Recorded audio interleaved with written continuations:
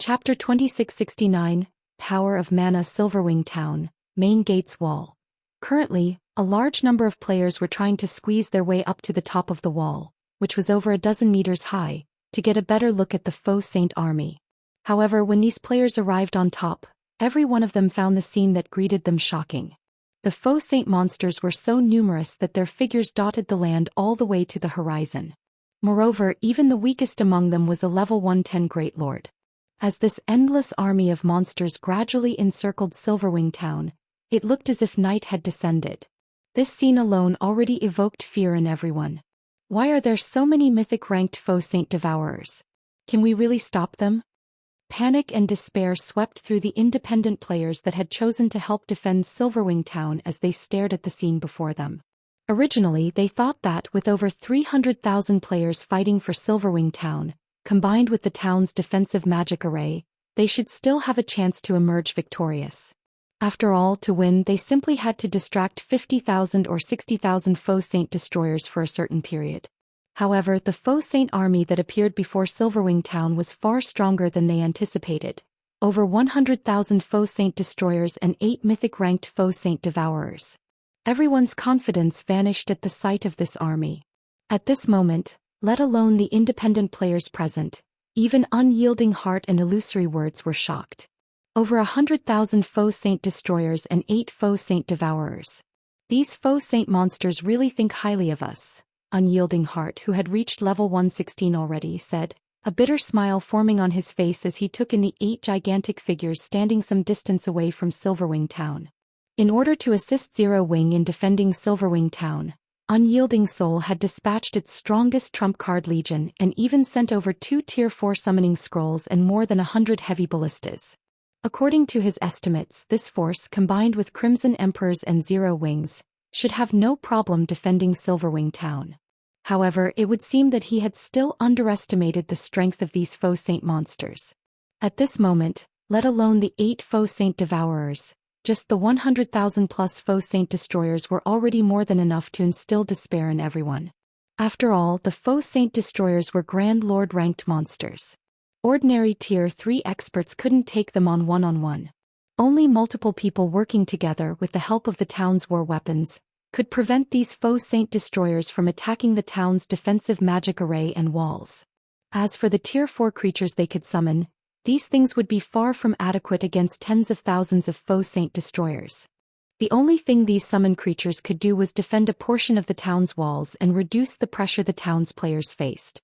However, with the 8 Faux Saint Devourers around, these Tier 4 summoned creatures wouldn't even be able to lessen the pressure on the town's defenders. Illusory Words nodded in agreement with Unyielding Heart's words, complex emotions flickering in her eyes. We can only try our best to defend the town. A sense of powerlessness overwhelmed Illusory Words as she looked at the Faux Saint Devourers several thousand yards away commanding the other Faux Saint monsters. Although she had confidence in Feng, she doubted that even he had expected such a powerful army to appear at Silverwing Town's doorstep. In fact, even the various superpowers did not expect the Faux Saint monsters to develop at such a frightening rate. After all, only a little more than a day had passed since Crimson Emperor had learned about the birth of the first Faux Saint Devourer, yet the Faux Saint monsters had managed to add 8 more Faux Saint Devourers to their number. Even if they could stop these Faux Saint monsters for a day, it was highly unlikely they could stop these monsters for 2 days. During the time everyone was sighing and feeling powerless, a golden beam of light suddenly appeared in a forest some distance away from Silverwing Town, shooting straight into the sky. Even from several thousand yards away the beam was clearly visible. Along with the appearance of this golden beam, the dusky sky became as bright as day. At the same time, the density of the mana surrounding Silverwing Town thinned out considerably as if something sucked the ambient mana away.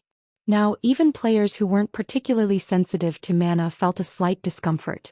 This is the Soul Annihilation Curse. Illusory Words' complexion turned indescribably grim when she saw the pillar of mana rising into the sky. Are Saints' hands people crazy? They actually use such an area sealing curse. The Soul Annihilation Curse was a super rare sealing barrier in God's domain. When activated, it could lock down a very large area, preventing players from leaving the sealed space while the barrier was still up, and thin out the mana within the barrier. Meanwhile, not only would players that died within the barrier suffer a much more severe death penalty, but their souls would be weakened for 15 days as well. The cost to activate the soul annihilation curse was equally astonishing. The permanent sacrifice of 1,000 level 100 plus, Tier 2 magical class players and 100 Tier 3 magical class players. This was a permanent death they were talking about. The players that activated this magic array would have their game characters permanently deleted, and they would have to start all over again if they wished to continue playing. Due to this reason, although quite a few superpowers had obtained the soul annihilation curse, none of them ever dared to use it. However, as Silverwing Town's players stood dazed in shock, a gigantic magic mirror suddenly appeared above the town. It displayed Xianxia's members, and standing at the lead of these players was none other than Thousand Eyes, whom Faux had killed just recently. Black Flame, you didn't see this coming, right? Thousand Eyes sneered. I said that you'd regret it. Weren't you very powerful? Now I'll have you watch as everyone in Silverwing Town gets devoured by the Faux Saint army. When Thousand Eyes' chilling words echoed throughout Silverwing Town, the players in the town shuddered involuntarily. This was simply madness. Xianxia had sacrificed not only 1,000 level 100 plus Tier 2 magical class players but also 100 Tier 3 experts. This was something even super guilds wouldn't dare to do. After all, even to a super guild, 100 Tier 3 experts represented significant combat power. Zero Wing is truly doomed this time. Sure enough, Xianxia is filled with a bunch of lunatics. They actually dare use such a card. With this, not only will Zero Wing and all of its allies have their members devoured by those Faux Saint monsters, but they'll even have their souls weakened as well. Despite being spectators, the various superpowers members hidden inside Silverwing Town shuddered in fear when they saw the maniacal smile on Thousand Eyes' face. While everyone was falling into despair, several figures appeared above Silverwing Town's main gate. One of these figures belonged to none other than Zero Wing's guild leader, Black Flame. After arriving above the main gate, Faux glanced at the magic mirror in the sky and said nonchalantly, "How noisy. Isn't it just a soul annihilation curse? Do you think this thing is good for anything?"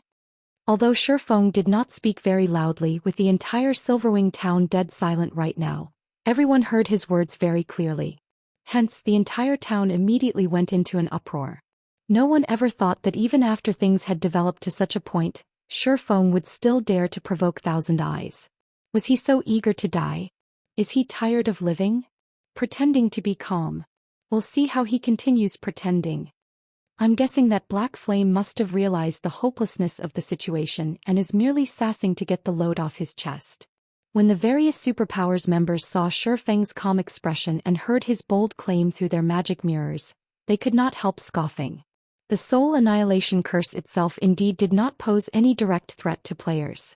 However, the millions of Faux Saint monsters standing outside the town were definitely a nightmare for all players. You think it's useless?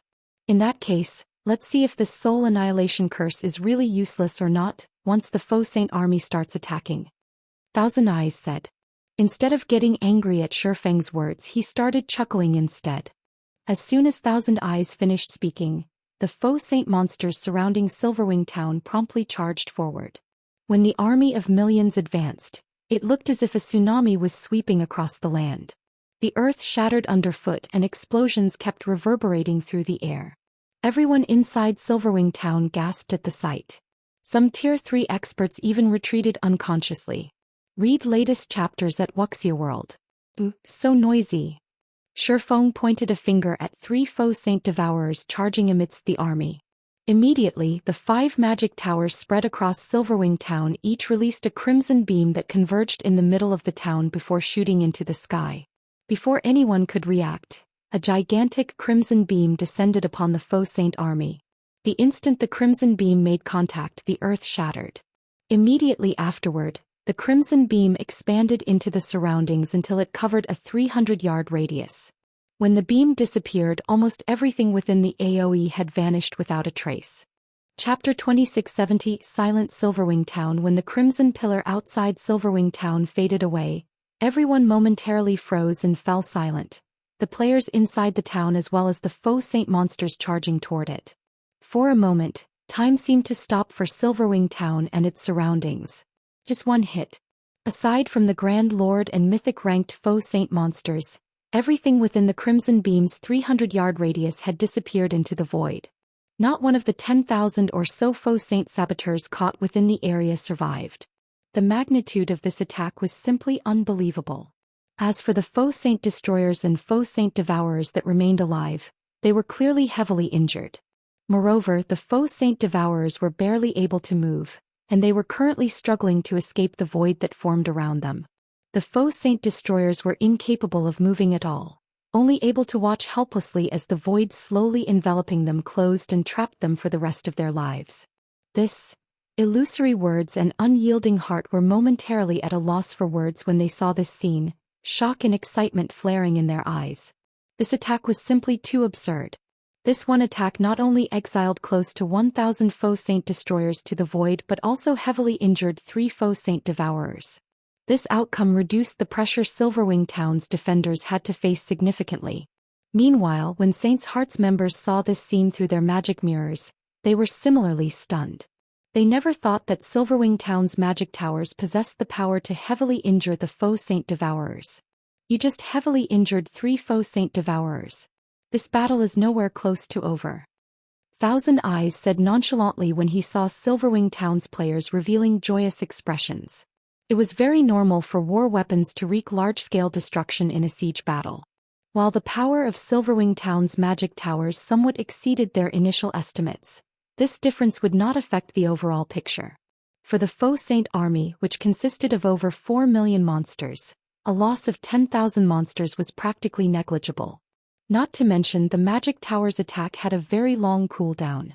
By the time the magic towers were ready to attack again, the Faux Saint monsters would have long since arrived before Silverwing Town.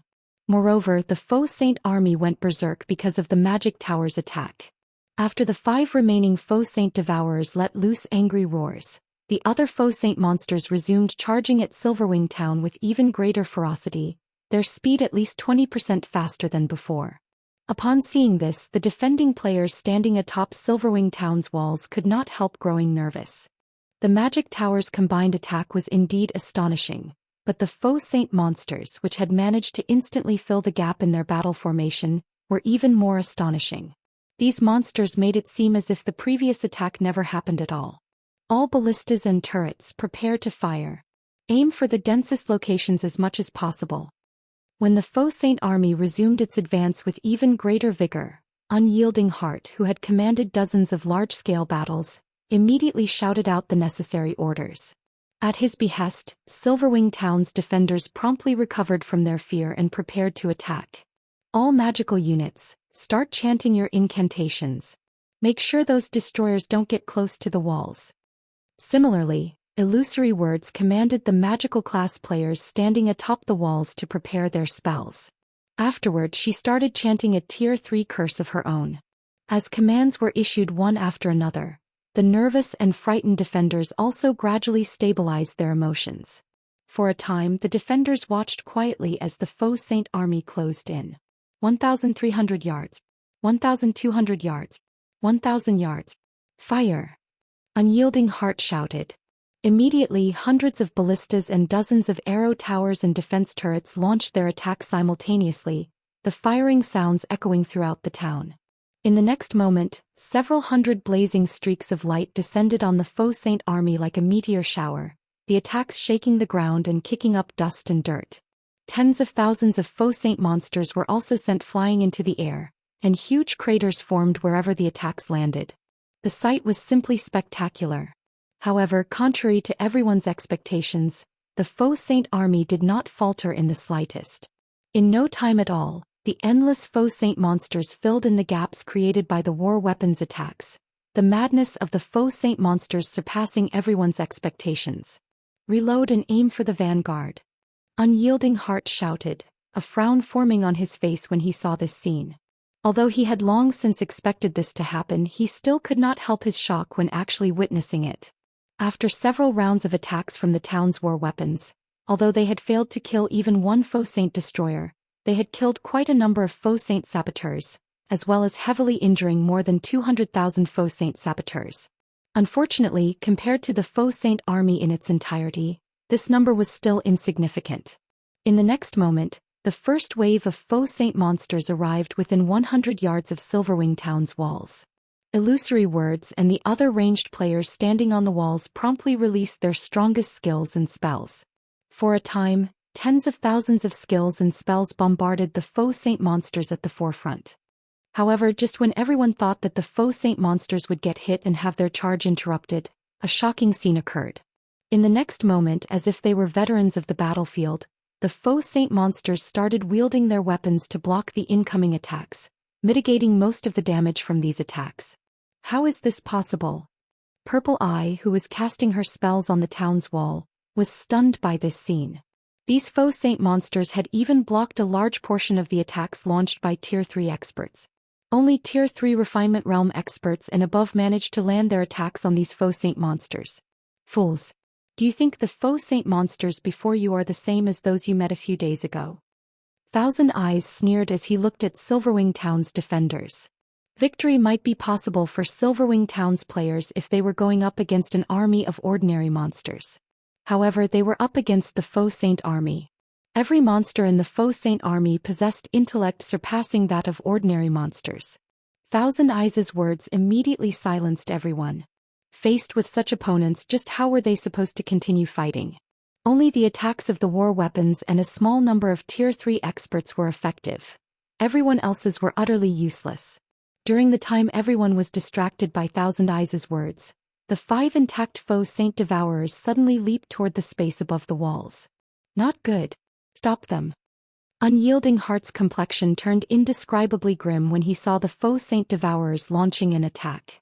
While the town's defensive magic array had indeed been strengthened, the Soul Annihilation Curse had thinned the ambient mana considerably, effectively nullifying the upgrade the defensive magic array had just received. Moreover, an advanced town's defensive magic array couldn't hope to withstand the attacks of several mythic monsters. Before anyone could react, 5 spears tore through space and converged on a single point on the defensive magic array. A combination combat technique? Illusory Words goggled in shock at the 5 Faux Saint Devourers' attacks. The fact that the Faux Saint monsters could use combat techniques was already plenty astonishing. Now they actually used a combination combat technique, something very few players could execute. This was simply a nightmare. Guild Leader Black Flame, what a pity. I never thought that you all would fall so quickly, Thousand Eyes said, a delighted smirk appearing on his face as he looked at Feng, who had remained silent all this time. So long as Silverwing Town's defensive magic array shattered, the players inside the town would be no different from lambs to the slaughter. The Tier 4 NPC guarding the town wouldn't matter. After all, even a ferocious tiger couldn't beat a pack of wolves. A loud explosion shook the entire battlefield, the shockwave of the impact so powerful that even the Faux Saint destroyers nearby stumbled. It seems Zero Wing is really doomed now. When the various superpowers spectating members saw the shattered space above the walls, they shook their heads. The Faux Saint Devourers originally already possessed extraordinary strength. Now that they had used a combination combat technique, the power of their joint attack reached the peak of Tier 4, which definitely wasn't something an advanced town's defensive magic array could block. However, as the black void vanished and the dust settled, the various superpowers members with gleeful expressions on their faces were stunned. At this moment, the faint red barrier enveloping the town actually remained intact. In fact, it didn't even have the tiniest of cracks. Read latest chapters at Wuxia World. View this. How is this possible? At this moment, let alone the various superpowers spectating members, even Thousand Eyes gaped in shock, his eyes glued to the red barrier. This was a peak Tier 4 attack they were talking about. During the time the entire battlefield had fallen silent, a voice suddenly came from the town's main gate and echoed throughout the battlefield. Is that it? If that is your strongest move, then we can indeed put an end to this farce. Chapter 2671, Powerful Faux Saint Army. As Feng's words echoed throughout the battlefield, a gigantic phantom world suddenly manifested in the sky above Silverwing Town. Along with the appearance of this phantom world, every Faux Saint monster in the town's vicinity had their basic attributes reduced by a significant margin, the change causing a commotion all over the silent battlefield. Too strong. So this is Zero Wing? Earlier, even 5 Faux Saint Devourers working together failed to crack the town's magic barrier.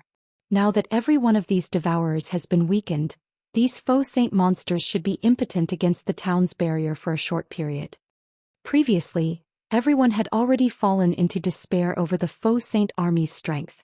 They never thought that Silverwing Town's defensive magic array would be so powerful that even a peak tier 4 attack couldn't even scratch it. Meanwhile, so long as the town's defensive magic array remained up, the faux saint monsters wouldn't be able to touch any of the players inside the town. Moreover, if the defensive magic array could hold out until its energy reserves got replenished, a perfect consumption replenishment cycle could be formed. At which point, the faux saint army would have to give up its siege of the town even if it didn't want to. What amazing defensive capabilities! Isn't this defensive magic array already on par with the ones found in intermediate cities? At this moment, besides the independent players present, even Illusory Words and Unyielding Heart were surprised when they saw the town's defensive magic array remaining intact.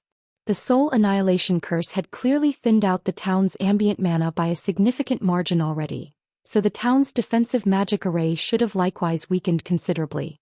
Nonetheless, the defensive magic array had actually blocked the combination attack of 5 faux saint devourers. It was simply unheard of for a town's defensive magic array to provide such a formidable defense. Now that Shifeng had used Miniature World, the faux saint devourers shouldn't even dream of shattering the defensive magic array. Presumptuous. Thousand Eyes frowned slightly when he saw the calm look on Shifeng's face. You merely blocked the faux saint devourer's combination attack once. The defensive magic array's energy reserve is limited. I want to see just how long you can continue acting arrogantly before the faux saint army's attacks. Magic arrays in God's domain needed energy to operate. Even if an attack couldn't overcome a defensive magic array's defensive threshold, it would still take a toll on the magic array's energy reserve. With the numbers and strength of the faux saint army, shattering the defensive magic array of a main city-ranked NPC city would be possible. Even if the entire army was debuffed by a domain skill, it still was more than sufficient to overcome a town's defensive magic array. As soon as Thousand Eyes finished speaking, the 5 faux saint devourers launched another combination attack on the defensive barrier. At the same time, tens of thousands of other faux saint monsters also started bombarding it. For a time, countless explosions rang out in the space above Silverwing Town. This can't go on. We need to stop their attacks. Otherwise, the defensive magic array's energy reserve won't last very long, Unyielding Heart said as he looked at the trembling barrier before him. Individually, the other faux saint monsters might not be a match for the faux saint devourers. However, there were simply too many of them. Even if they were currently weakened, they exhausted the defensive magic array's energy reserve much faster than even the 5 faux saint devourers had at full power. My side can summon 2 mythic monsters. We can use them in conjunction with the town's weapons to defend against the assault at the front gate. My side can summon 2 as well. With the strength of 4 mythic monsters, we should be able to eliminate the pressure at the front gate. That way we can send more tier 3 experts to support the other sides. Then all we'd need to do is find a way to distract those 5 devourers, and we should just barely be able to defend Silverwing Town, Unyielding Heart said after giving the matter some thought. While tier 3 players might not be capable of doing anything to the weakened faux saint devourers, stopping the weakened faux saint destroyers shouldn't be a problem. This situation was much better than before, when ordinary tier 3 players were utterly helpless against the faux saint devourers. However, just as Unyielding Heart and Illusory Words reached an agreement, a clear and sweet voice suddenly entered their ears. No need to waste your tier 4 summoning scrolls. Leave the rest to us. Upon hearing this voice, Unyielding Heart and Illusory Words turned reflexively to look at its origin, surprise and confusion flashing across their eyes when they saw its owner. This was because the voice's owner was none other than Silverwing Town's manager, Yulan. Currently, over 100 tier 3 experts from Zero Wing stood behind Yulan, every one of them at least level 115.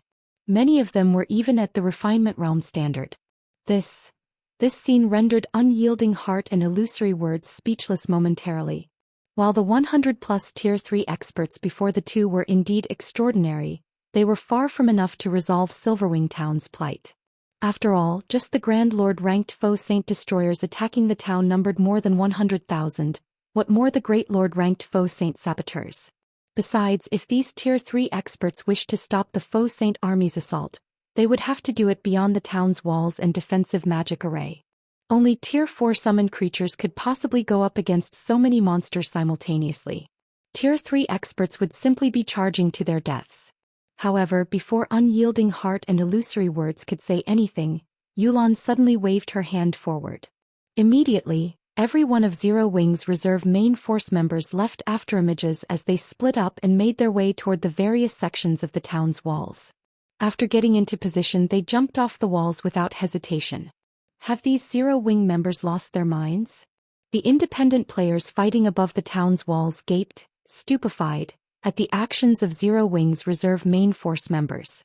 As for the various superpowers spectating members, they too could only gape in shock at this scene. In their opinions, Feng was already plenty crazy. However, these Zero Wing members seemed to be even crazier. Even Tier 3 peak experts would not dare charge into a horde of level 120 plus Great Lord and Grand Lord ranked Faux Saint monsters. Yet these Zero Wing members, who were nowhere near the Void Realm standard, had actually done so without hesitation. What were they playing at?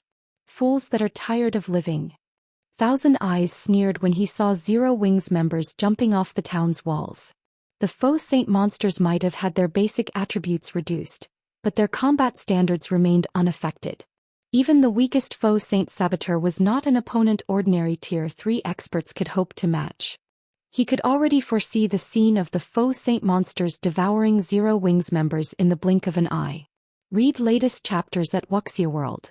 EU in front of Silverwing Town's front gate. Just as Yulan was about to come into contact with the several Faux Saint destroyers there, she suddenly took out 2 summon guard scrolls from her bag and activated them. 2 figures then emerged from the 2 dazzling summoning arrays before Yulan. One of them an axe-wielding man with a tall and robust body, and the other, a blonde woman wielding an aquamarine staff. The instant these 2 figures appeared, 2 frightening auras swept the battlefield. Every player on the battlefield shuddered in response. In the next moment, the axe-wielding man transformed into a tornado that blocked all the Faux Saint destroyer attacks aimed at Yulan. In addition, the tornado sent several dozen Faux Saint destroyers and over 100 Faux Saint saboteurs nearby flying over 30 yards away. In the blink of an eye, a clearing appeared before the town's front gate. As Yulan landed, the blonde woman beside her also happened to complete her spell. In the next moment, the battlefield shook as a gigantic rift up to 300 yards long opened up on the battlefield. Not only did the rift separate the Faux Saint monsters from Silverwing Town's walls, but it also devoured several thousand Faux Saint monsters, which suffered over -5 million damage each. All of this happened in just a brief moment. Chapter 2672. Just stay here forever. Aren't they a little too strong? What rank are those 2 personal guards? The independent players present gaped in shock when they saw Yulan's 2 personal guards clearing the area before the town's main gate. Although the Faux Saint monsters had been weakened, ordinary Tier 3 personal guards still shouldn't be able to handle them. In fact, even the slightest mistake could result in a Tier 3 personal guard getting killed instantly by the numerous Faux Saint destroyers. However, with just the help of 2 personal guards, Yulan had easily repelled the 10,000 plus Faux Saint monsters in front of the main gate. This was simply unbelievable. 2 dark gold guards? When Illusory Words saw the 2 personal guards standing beside Yulan, shock likewise filled her silvery gray eyes. The feat Yulan's 2 personal guards had just accomplished would be difficult even for a Tier 4 summoned creature. The only explanation Illusory Words could think of for this situation was that both personal guards were at the dark gold rank, as only dark gold guards had the power to match Tier 4 mythic monsters. However, in the current God's domain, let alone dark gold guards, even fine gold guards were exceedingly rare. Much rarer than even level 100 plus epic weapons. Despite being a super first-rate guild, Crimson Emperor had only 6 fine gold guards. As for dark gold guards, Crimson Emperor still had not obtained even a single one, yet Yulan actually had 2 for herself. What Illusory Words did not know was that only one of Yulan's 2 personal guards was at the dark gold rank. The other was at the fine gold rank. However, the Magic King Craig Midlands's special ability gave both personal guards a significant boost to their combat power. As a result, they currently possessed the strength to match even mythic monsters. Nevertheless, Illusory Words and Unyielding Heart did not relax at this unexpected development. In fact, their expressions further tensed up because the faux saint monsters that got repelled were charging forward once more. Moreover, they were attacking with even greater ferocity this time. In the next moment, several hundred faux saint destroyers let loose an angry bellow before grouping up and executing combination combat techniques on Yolan's group. The might of their attacks rivaled a normal attack of a Tier 4 mythic monster. In the blink of an eye, over 30 such attacks assailed Yulan and her 2 personal guards. As for the faux saint monsters caught inside the rift, they quickly climbed out of it and rejoined the army in attacking Silverwing Town's defensive magic array. Sure enough, just 2 dark gold guards won't be enough to change anything. The strength of the faux saint army simply isn't something current players can hope to resist. When the various superpowers members saw this scene, they sighed ruefully. Dark gold guards were existences that could be obtained only through luck. On a battlefield, a dark gold guard could exhibit combat power far greater than a mythic monster of the same level.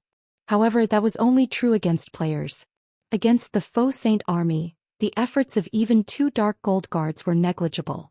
After all, no matter how powerful a Tier 3 NPC was, they couldn't one-shot Great Lord-ranked monsters, much less Grand Lords. The faux saint army could easily pin down Yolan's 2 dark gold guards with just several hundred faux saint destroyers. Even if the 2 dark gold guards eventually annihilated these several hundred destroyers, Silverwing Town would have long since fallen by the time they did so. However, just when the faux saint army was about to commence another round of attacks on Silverwing Town's defensive magic array, silver summoning arrays appeared outside the town's walls, one after another, over 300 in all. Figures then emerged from these summoning arrays. Immediately afterward, fire, ice, lightning and wind started bombarding the faux saint monsters outside the defensive magic array. For a time, a plethora of elemental mana inundated the faux saint army, and countless faux saint monsters screamed in agony, their voices echoing throughout Silverwing Town. How is this possible? When the various superpowers members saw the innumerable faux saint monsters outside the town getting sent flying one after another, their fists tightened involuntarily as shock filled their eyes. At this moment, over 300 personal guards stood outside Silverwing Town, every one of them exuding a frightening aura. It was obvious that they were not ordinary personal guards. Aside from the various superpowers members that were spectating the battle through their magic mirrors, the independent players standing atop the town's walls were also gaping in shock, their minds frozen with disbelief. This isn't real, right? Unyielding Heart suspected he was dreaming as he watched the 300-plus personal guards fighting outside Silverwing Town. As a vice guild leader of Unyielding Soul, he had seen powerful personal guards before. However, this was definitely the first time he had seen so many personal guards of such high caliber. Although the majority of these newly appeared personal guards were weaker than Yolan's 2 personal guards, they were still much stronger than ordinary personal guards. In fact, even the weakest personal guard present made Unyielding Heart feel powerless. Meanwhile, after illusory words saw the 300-plus personal guards, she could not help shifting her gaze to Faux, who stood nearby. Is this the real reason behind his confidence? Every one of these 300-plus personal guards was stronger than a Grand Lord of the same level. At this stage of the game, it was unlikely that even the 5 great super guilds possessed such strength. It was no exaggeration to say that so long as these 300-plus personal guards were present, Silverwing Town would not fall. While NPCs already possessed basic attributes superior to players, after becoming a personal guard, they would gain an additional 10% boost to their basic attributes. Combined with the boost from the town's magic array, these Tier 3 personal guards were far stronger than the town's Tier 3 NPC soldiers. One could even say that Silverwing Town's defenses were currently stronger than even that of main city-ranked NPC cities. After all, the NPC soldiers found inside main city-ranked NPC cities were mostly Tier 2 NPCs. Only a small number were actually Tier 3 NPCs. The only advantage the NPC soldiers of NPC cities had over Zero Wing's personal guards was levels. Meanwhile, although the Faux Saint army had an overwhelming numerical advantage and even possessed more than 100,000 Grand Lords in its ranks, Silverwing Town's magic towers were extraordinary.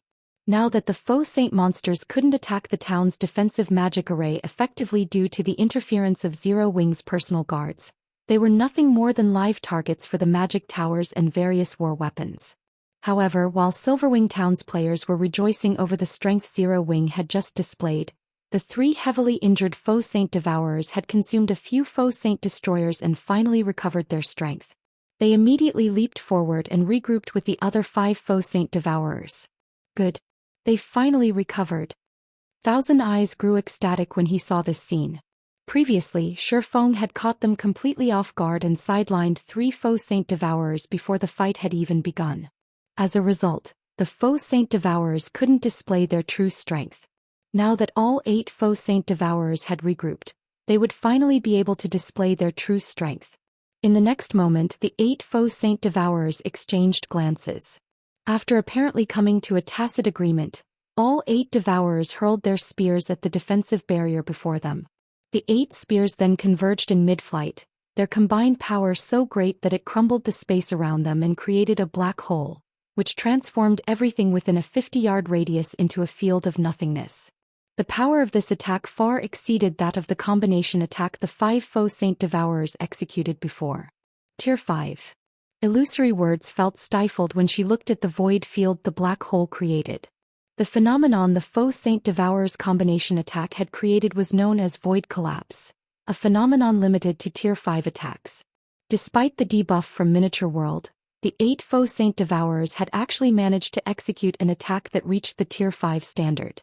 An attack of such caliber could give even a main city-ranked defensive magic array a run for its money. An ordinary NPC city's defensive magic array would evaporate instantly when struck by this attack. Yet despite knowing all of this, Illusory Words and Unyielding Soul could only watch as the Faux Saint Devourers combination attack approached Silverwing Town's defensive magic array. After all, Tier 3 players or NPCs could not hope to stop such a powerful attack. The only thing they could do now was pray that Silverwing Town's defensive magic array could survive this attack. However, just when the black hole was about to reach the defensive magic array, a man clad in extravagant robes and holding a pitch-black wooden staff suddenly appeared outside Silverwing Town. The man then casually extended a hand toward the approaching black hole. A gigantic aquamarine, threefold magic array promptly formed before this man and stopped the black hole's advance cold. The man then flicked his extended hand upward, and the threefold magic array deflected the gigantic black hole into the distance. When the black hole touched the ground, it exploded and heavily injured all the Faux Saint monsters within a 50-yard radius. Moreover, these Faux Saint monsters also got trapped inside a void and couldn't escape from it. The attack got blocked? Everyone who saw this scene was stunned. Thousand Eyes, in particular, nearly had his eyes fall out of their sockets. This was a Tier 5 attack. Yet it had been deflected so easily. However, before anyone could snap out of their daze, the robed man suddenly waved his wooden staff. Dozens of black lightning arcs lashed down from the sky, bombarding the 8 Faux Saint Devourers. As if a truck had hit them, all 8 Devourers got embedded into the ground. Their HP bars also lost a visible chunk, their life auras weakening considerably. Everyone was at a loss for words when they saw the 8 6-meter-deep craters that had suddenly formed on the battlefield. The strength that was just displayed could no longer be described as powerful. It practically challenged their worldview. Damn it! How is that Tier 4 NPC so powerful? Thousand Eyes scowled at the robed man hovering in midair. They had done their research on Craig Midlands, the Tier 4 NPC that protected Silverwing Town. This NPC's presence was the reason why Saint's Hand had not dared to approach Silverwing Town all this time. They had only done so after Feng had riled up the Faux Saint monsters into attacking en masse. However, Craig Midlands' strength was simply monstrous. The Magic King was basically casting Tier 4 curses instantly. To top it all off, he was even double casting Tier 4 curses without incantations. Commander, we can't go on like this. If we continue fighting, I'm afraid that Tier 4 NPC will soon kill all 8 Faux Saint Devourers. At that time, the guild leader will definitely fault us. The level 115 Tier 3 ranger standing beside Thousand Eyes advised hurriedly when he saw the Faux Saint Devourers becoming heavily injured. In front of the Magic King Craig Midlands, the 8 Faux Saint Devourers couldn't mount the slightest resistance. Their HPs were also rapidly decreasing. It was only a matter of time before their HPs hit 0. If not for Craig Midlands having his area of activity limited to Silverwing Town, he might even be able to annihilate the entire Faux Saint army single-handedly. Relay my command. Have all of the Faux Saint monsters retreat. Thousand Eyes said reluctantly when he saw the Faux Saint Devourer's HPs continuing to plummet and the Faux Saint army barely landing any attacks on Silverwing Town's defensive magic array. They had lost. Moreover, they had suffered 2 consecutive losses. Read latest chapters at Wuxia World. You understood. The Tier 3 Ranger nodded before hurriedly relaying Thousand Eyes' command to the other Saints' Hand members. Following which, Saints' Hand's members took out a strange crystal from their bags and started chanting an incantation. Immediately afterward, the Faux Saint monsters attacking Silverwing Town fled to the surroundings as if they had just received a summons. Upon seeing the Faux Saint army retreating, Silverwing Town's players sighed in relief. Many players even cheered in celebration. After all, since the initial outbreak of the Faux Saint monsters, this was the first time players had achieved a massive victory against them. However, Feng, who remained standing above the town's main gate, did not show any excitement on his face. Instead, he shifted his gaze toward a distant forest. Leave? Do you really think Silverwing Town is a place where you can come and go as you wish? Feng said. He then took out a summon guard scroll from his bag and unfurled it. Since you've come here already, then just remain here forever. Chapter 2673. Frightening Tier 4. As Feng activated his summon guard scroll, the players nearby immediately felt the ambient mana density rise. They also felt the space around them stabilize, the mana fluctuations from outside the town no longer reaching them. Immediately afterward, a middle-aged man clad in luxurious robes and holding a gem-studded staff appeared before Feng. Although this middle-aged man did not have an imposing aura, when everyone checked his statistics they were stupefied. Before. Another Tier 4 NP. Crap. Just how much strength does Zero Wing have hidden?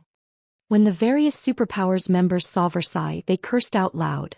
It might have been fine if they hadn't seen the strength of a Tier 4 NPC yet, but after Craig Midlands' performance, they understood just how frightening Tier 4 NPCs were. There was simply no comparison between them and Tier 3 NPCs. A Tier 4 NPC could truly single-handedly turn the tide of a large-scale war. Now it was revealed that Zero Wing possessed 2 Tier 4 NPCs. Moreover, both were magical class NPCs. At this moment, everyone finally understood why Feng had killed Thousand Eyes and his team without hesitation back then. If their guilds had 2 Tier 4 NPCs as well, they most likely wouldn't be afraid of the Faux Saint monsters either. After all, the gap between Tier 3 and Tier 4 was simply too massive, not one that numbers could make up for. Meanwhile, Feng's words enraged the Saints' Hand members hiding inside a forest several thousand yards away from Silverwing Town. What arrogance! That's right. It's just an additional Tier 4 NPC. Black Flame must be dreaming if he thinks he can kill all of us. Let him remain arrogant for now. Let's see how he continues remaining arrogant after the Faux Saint monsters grow and return after a while. They admitted that they were no match for Tier 4 NPCs. However, Feng had to be dreaming if he thought he could kill them all with just 2 Tier 4 NPCs. Setting aside the several thousand yards separating them and Silverwing Town, just the fact that the Faux Saint army stood between them meant Feng would take ages to reach them. Expecting to keep them here was simply a fool's dream. Silverwing Town's players shared the same opinion. They also thought that Feng was boasting. Even though the Faux Saint army couldn't bring down Silverwing Town, it still held the absolute initiative in this war. The Faux Saint army and Saints' Hands members could stay and leave whenever they wanted. Stopping them with just 2 Tier 4 NPCs was impossible. However, before Saints' Hands members could finish speaking, Versailles waved his staff. Suddenly, the space before him shattered and formed a space-time vortex. Following which, Feng and Versailles stepped into the space-time vortex and instantly arrived above the forest where Saints' Hands members were hiding, quietly overlooking these players who were preparing to retreat. Teleportation. How is this possible? Saints' Hands members were shocked when they saw Feng and Versailles above them. Even this is possible? At this moment, aside from Saints' Hands members, the various superpowers members hidden in Silverwing Town were stunned as well. A special energy enveloped the entire Orc Empire, preventing the use of all forms of teleportation. In fact, one couldn't even summon flying mounts in the Empire. Players could rely on only carriages and land mounts to travel around, which was common knowledge for players operating within the Empire. This was one of the reasons why Xianxia's members were not afraid of getting killed. After all, even though Tier 4 NPCs could fly, it would still take them some time to cross a distance of several thousand yards. With the number of Xianxia's members present being over 1,000, so long as they split up and fled in different directions, it would be impossible for Versailles and Craig Midlands to kill them all. Now, however, Faux and Versailles had teleported across a distance of several thousand yards. This was simply unbelievable. Evacuate! Everyone split up and escape. Thousand Eyes yelled with an indescribably grim expression on his face, reacting immediately to Feng's arrival. Currently, the entire area around Silverwing Town was under the Soul Annihilation Curse. Any player that died within this sealed region would be subject to the curse. Naturally, Xianxia's members were no exception. In order to ensure the conquest of Silverwing Town, not only did Xianxia sacrifice 1,000 Tier 2 level 100+ players and 100 Tier 3 experts, but it had also dispatched over 500 Tier 3 experts and over 1,000 Tier 2 experts capable of absorbing the strength of the Faux Saint destroyers. If every one of these players got killed now, Xianxia would suffer unimaginable damage. As soon as Thousand Eyes finished shouting his orders, he took out a Tier 3 flight scroll from his bag. This was an item that granted players the ability to fly for a short time. The movement speed bonus provided was also much greater than that provided by a land mount. This scroll was one of his most important life-saving items. As for the other Xianxia members, they promptly snapped out of their daze after hearing Thousand Eyes' reminder and scattered in all directions, fleeing in a panic. If they died now, not only would their death penalties be doubled, but their souls would also be weakened for 15 days. Even Tier 3 experts could not afford such a penalty. After all, in the current God's domain, one would be eliminated from the front lines just for stagnating a few days, what more 15 days. You still think you can escape even now? Feng scoffed, his expression remaining indifferent despite seeing Xianxia's members fleeing in all directions. As soon as Feng finished speaking, a ripple of mana spread out from Versailles' body and instantly enveloped Xianxia's members, restricting their movements. In the blink of an eye, all the Xianxia members found themselves immobilized. How is this possible? What is that NPC? Silverwing Town's players were stunned as they took in the scene displayed on the gigantic magic mirror hovering above the town. Craig Midlands' earlier performance had already been plenty astonishing. However, Versailles was actually outperforming him. Those were over 1,000 expert players. Moreover, many of them were even Tier 3 experts. Nevertheless, Versailles had rendered them immobile with just his mana domain. Is that really just a Tier 4 NPC? Illusory Words' mind reeled as she looked at Versailles. The fact that Craig Midlands could heavily injure 8 Faux Saint Devourers was already plenty amazing. Now Versailles was even more terrific. Just by unleashing his mana domain, the NPC had subdued over 1,000 expert players and gained full control over their lives. How could this still be considered a fight? This was basically a one-sided massacre. What Illusory Words and the others did not know was that Versailles wasn't just an ordinary Tier 4 Great Wizard but a Tier 4 Great Wizard who had reached the world creation realm. He could create his own world within his mana domain. Unless one was at the Tier 4 standard, they wouldn't be able to resist his mana domain at all. In the next moment, Versailles swung his staff down at Xianxia's members. Immediately afterward, a crimson magic array with a 200-yard radius appeared in midair. It attracted all the fire-type mana nearby, which coalesced into a fireball. As the fireball descended toward the ground, it continuously grew until it was the size of a mountain. Xianxia's members and Silverwing Town's players all fell silent as they took in the fireball. For a time it was as if time had frozen for everyone. Black flame. Just you wait. You cannot stop the Faux Saint army. It is only a matter of time before the Faux Saint army destroys Zero Wing. Seeing the descent of the gigantic fireball, Thousand Eyes turned to glare at Feng like a maniac. At the same time he also kept ridiculing Feng for overestimating himself. The Faux Saint army will have to be able to grow first in order to do that. Feng retorted nonchalantly to Thousand Eyes' maniacal laughter. As soon as Feng said so, the gigantic fireball landed and exploded. Boom! Endless flames instantly spread across the forest, incinerating every one of Xianxia's members. Along with the deaths of Xianxia's members, the originally retreating Faux Saint army went berserk. With bloodshot eyes, every faux saint monster on the battlefield charged at Feng. "Let's return," Feng said to Versailles. Nodding respectfully in response, Versailles opened another space-time vortex and teleported back to Silverwing Town with Feng. Only after Feng arrived back at Silverwing Town's main gate did the players there snap out of their daze. Everyone then turned to stare at Feng in amazement. He got the job done just like that? Looking at Feng's calm demeanor, it looked as if he had just taken a stroll through his backyard. Those were more than 1,000 expert players. However, Feng had simply trampled over them like they were a bunch of ants.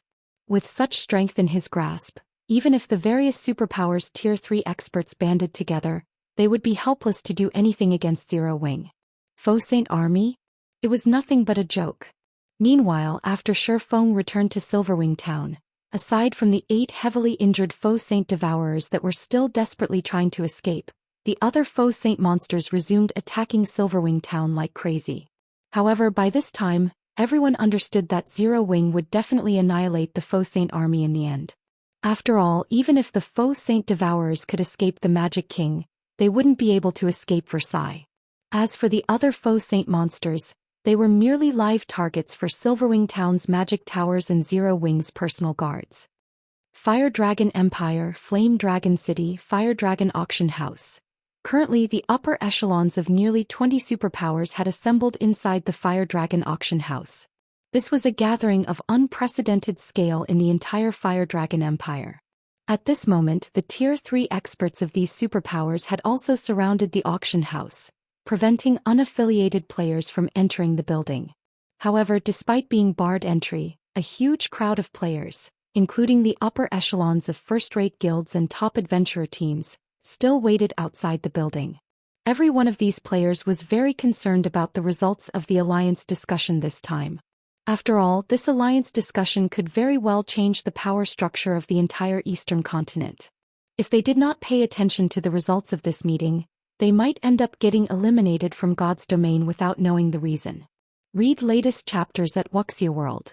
Meanwhile, inside the top-floor meeting room of the Fire Dragon Auction House, over 100 Tier 3 peak experts or above were currently seated at a round table. The combined aura these experts released would deter even Domain Realm experts from messing around.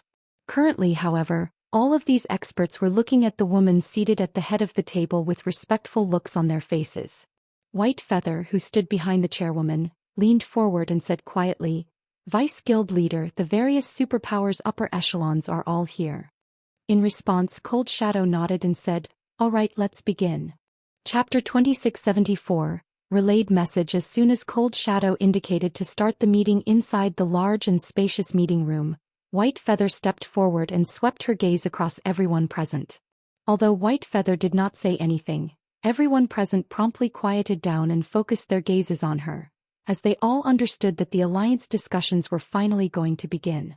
Firstly, let me thank everyone on behalf of Mythology for attending the Faux Saint Alliance discussion. Although the Dragon Phoenix Pavilion's invitees are unable to attend the meeting this time, due to special circumstances, the pavilion has sent a representative capable of making decisions for the guild.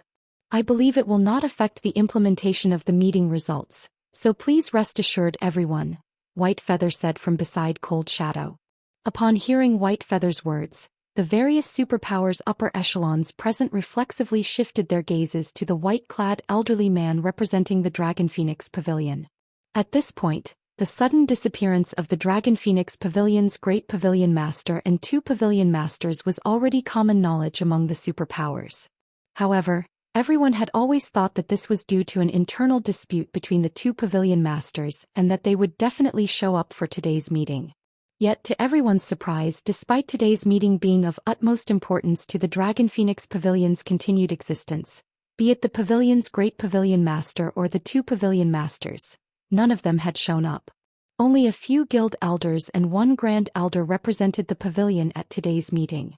This situation inevitably piqued everyone's curiosity as to what had actually happened to the Dragon Phoenix Pavilion. Since everyone is here, I won't waste words with you all. Let's address today's main topic, White Feather said as she swept her gaze across the people before her once more. She then clapped her hands twice. A holographic map of the entire eastern continent appeared in the center of the round table. Although many areas remained blacked out as unknown territory, the map included every location known by players at this stage of the game. In fact, it even displayed some level 120 to level 140 neutral maps, places that most of the superpowers attending this meeting lacked the ability to visit, in great detail. What a detailed map! For a time, the various representatives present gasped over the contents of the map. Detailed maps of specific parts of God's domain might not be rare in God's domain, but compiling all of them into one continental map was not an easy task. This was especially true for level 100+ neutral maps and forbidden lands. The various powers considered the information for these maps top secret and rarely shared it with others. Now, however, mythology had actually shared its valuable map information with the superpowers present without hesitation. This was an incredibly generous gesture. However, after everyone spent some time studying the map, they noticed a few surprising points. Certain locations on the map were marked in dull gray and white. These locations were none other than the territories of God's domain's various NPC dark forces and the recently appeared Faux Saint monsters. Mythology's intel on the territories of the Eastern Continent's NPC dark forces mostly matched up with what the other superpowers had, and these NPC dark forces were mainly based in level 100+ neutral maps. However, the Faux Saint monsters' territory marked on Mythology's map made everyone present doubt their eyes. How did the Faux Saint monsters' territory grow so large? A gray-clad assassin wearing Shadowless Empire's guild emblem exclaimed. According to their information, the Faux Saint monsters' territory should encompass only the Purple Thorns Kingdom, Starmoon Kingdom and the Orc Empire. However, according to Mythology's map, the Faux Saint monsters were about to extend their reach into the 14 other neighboring kingdoms as well as the Black Dragon Empire and Dark Knight Empire already. This was incredible. Is this really the Faux Saint monsters' territory? Is there some kind of mistake? Besides Shadowless Empire's vice guild leader, the representatives of the Super Guild's Pride Empire, Sky Dragon House, Sacred Temple and Nine Heavens Pavilion, as well as the representatives of the other superpowers, were stupefied by Mythology's map. Although they had long known that the Faux Saint monsters were not easy opponents and would definitely pose a huge problem for the Eastern Continent, they hadn't anticipated that the monsters' development speed would be so swift. Everyone need not doubt the validity of this map. It is the result of exchanging information with multiple super guilds. Moreover, this information is just a day old, Cold Shadow said. I know many of you present find this hard to believe, but this is reality. This is also one of the reasons why I invited everyone present to today's meeting. The vice guild leaders of the 4 other super guilds present nodded, acknowledging that their respective guilds had indeed traded information with Mythology. A day old? Doesn't that mean that the Faux Saint monsters' territory is even larger now? A level 116 female druid from the Moon God's Realm's Dark Pursuit asked. That's right. With their development speed, they should have come into contact with the borders of these kingdoms and empires already, Cold Shadow replied, nodding. I'm afraid it won't be long before their territory spreads to nearly half of the entire Eastern Continent. At that time, everyone present will not be able to avoid coming into contact with Faux Saint monsters. The representatives that remained relatively relaxed before could not help growing nervous at Cold Shadow's words. Originally, they had come to this meeting merely to see if there were any benefits to be had. After all, they all believed that this meeting targeted Zero Wing. In their opinions, the matter of forming an alliance to resist the Faux Saint monsters was just an excuse. Vice Guild Leader Shadow, since you've gathered us here, does that mean you have a plan to prevent this situation from occurring? The white-clad elder from the Dragon Phoenix Pavilion asked with a grim expression. The sudden disappearance of the Great Pavilion Master and the 2 Pavilion Masters had already dealt a significant blow to the Dragon Phoenix Pavilion. Now there was also the threat of the Faux Saint monsters. This development was simply a nightmare for the pavilion. He had seen how the Faux Saint monsters destroyed Starmoon Kingdom's border cities. Although the Black Dragon Empire was strong, the Faux Saint monsters were growing stronger by the day. After they gobbled up Starmoon Kingdom, it was only a matter of time before they did the same to the Black Dragon Empire. Upon hearing the white-clad elder's words, the other representatives present promptly turned to Cold Shadow. They all wished to know the reason why Cold Shadow had gathered them today. Of course. Otherwise, I wouldn't have invited everyone to come, Cold Shadow replied, nodding. Her lips curling up, she continued, I believe everyone already knows by now how powerful the Faux Saint monsters are. It is simply impossible for us to stop these monsters from spreading their influence. Hence, before today's meeting, I formed a partnership with Xianxia's guild leader. A partnership? Everyone perked up their ears at Cold Shadow's words. The guild known as Saint's Hand was not foreign to those present. They also knew very clearly that Saint's Hand possessed tools that prevented the Faux Saint monsters from attacking players. In fact, the guild even had a tool that could surely prevent the Faux Saint monsters from attacking guild towns and cities. However, until this day, Saint's Hand had never shown any willingness to partner with other powers. The most it was willing to do was sell some of these tools at exorbitant prices. The conditions of the partnership are very simple. All we need to do is collaborate to take down Stone Forest City. At that time, not only will Saint's Hand sell us a stronghold barrier that can prevent the Faux Saint monsters from attacking the towns and cities the barrier is set up in, but everyone present will also get some of Stone Forest City's shares as well as a number of residential slots in the Freedom Hotel, Cold Shadow said, smiling. When Cold Shadow finished speaking, the eyes of the various representatives present glistened. Even if Cold Shadow had not mentioned partnering to take down Stone Forest City, they already had plans to do so. After all, Stone Forest City was simply too amazing. What made Stone Forest City amazing wasn't its location in a level 100 neutral map, but the city's Freedom Hotel. After experiencing the Freedom Hotel's effects, practically every expert belonging to the various superpowers wished to have their own room there. That way they would be able to not only accumulate the double EXP buff rapidly but also expel much more quickly the foreign energies corroding their bodies. Having a room of their own would drastically increase their leveling speed. Moreover, depending on the quality of the room one rented in the Freedom Hotel, one could even train in the Freedom Hotel's excellent environment and achieve extraordinary results. At this point, the main reason why Stone Forest City was able to continue flourishing in Zero Wing's hands was the Freedom Hotel. Otherwise, the city would have long since fallen due to Starlink and the various superpowers' constant harassment. If they could secure Stone Forest City for themselves, not only would they have a better assurance against the Faux Saint monsters, but they would even gain residential slots in the Freedom Hotel. This was definitely killing two birds with one stone. However, taking Stone Forest City down won't be easy. Aside from the NPC Night Division, quite a few superpowers have partnered with Zero Wing. Even with an alliance, I'm afraid capturing the city will be difficult. That's right. The flying ships are also constantly patrolling around Stone Forest City. If it really comes down to a fight, I'm afraid the number of Tier 3 experts we have is far from enough to capture the city. The Dark World's failed invasion has thoroughly proven this point. Moreover, I heard that Black Flame has already returned. His personal strength is extraordinary. Although many of the representatives present showed interest in Cold Shadow's plan, some representatives also shook their heads and expressed their worries. The fact that the various superpowers desired Stone Forest City was old news. However, it was precisely because they were incapable of dealing with Zero Wing's NPC Night Division that they had chosen to whittle down Zero Wing's economy in secret instead of taking direct action.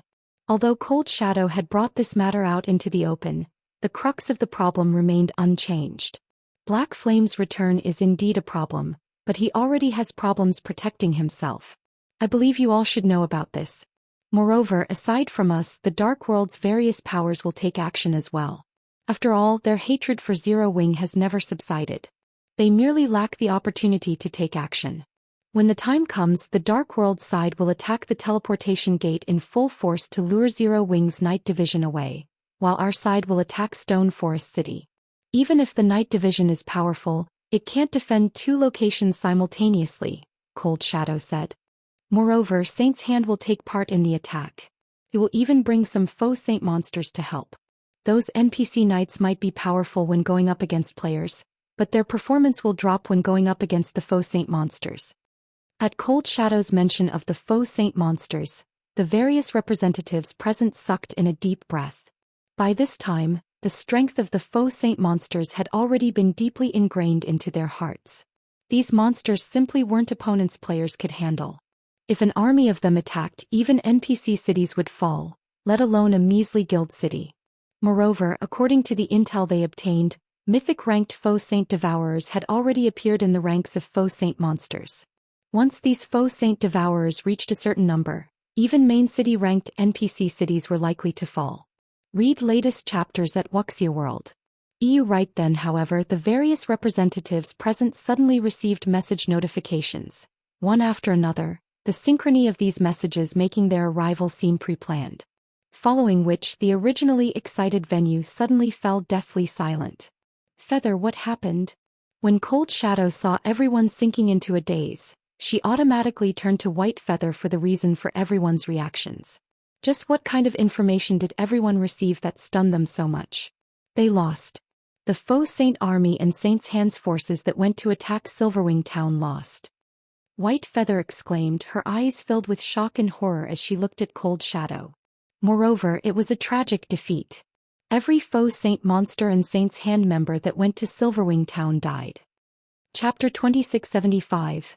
Change in times on the Eastern Continent. After White Feather finished speaking, the heavy atmosphere inside the meeting room grew even heavier. For a moment, it felt as if time inside the room had stopped as the room became indescribably silent. They lost? Moreover, all of them got killed? How is that possible? After snapping out of her shock, Cold Shadow felt that White Feather was kidding her. Either that or there was a mistake in the information reported. The Faux Saint army and Saint's Hand's failure to destroy Silverwing town was already plenty unbelievable. Now, however, she was actually being told that not only did the Faux Saint army and Saint's Hand suffer defeat, but Zero Wing had even annihilated them. She would rather believe that Zero Wing had instantly destroyed a superpower than this nonsense. After all, over 4 million Faux Saint monsters had marched on Silverwing town. Moreover, the weakest monsters in the army were Great Lord-ranked Faux Saint saboteurs. Even a 6-man party led by a Tier 3 expert would need around 10 minutes just to kill one of them. Even if every Faux Saint monster stood still and allowed Silverwing town's players to wail away at them, it would take ages for the players to annihilate the Faux Saint monsters. Meanwhile, it had been at most 2 hours since the Faux Saint army launched its attack on Silverwing town. How could Zero Wing possibly annihilate the army in such a short time? Besides, the Grand Lord-ranked Faux Saint destroyers were monsters that would flee from battle once their high HP fell to a certain level. With more than 100,000 Faux Saint destroyers fleeing in multiple directions, the players in Silverwing town couldn't hunt down every one of them, even if the number of players was multiplied tenfold. Nevertheless, White Feather and the various representatives present all revealed a bitter smile filled with self-ridicule upon hearing Cold Shadow's question. They truly wished that the information their subordinates had just relayed to them was false. However, the report they received contained not just words, but numerous images and videos as well. In fact, the report was so detailed that they could not help but wonder if they were dreaming. Normally, even when relaying urgent information, their subordinates would send them only a few paragraphs of text. Now, however, their subordinates were behaving like diligent, hot-blooded youths. Just the videos they included in the report numbered over a dozen. There were even narrative texts accompanying each video, as if their subordinates were afraid that they would not understand the events recorded. In response to Cold Shadow's question, White Feather did not bother wasting words on an explanation.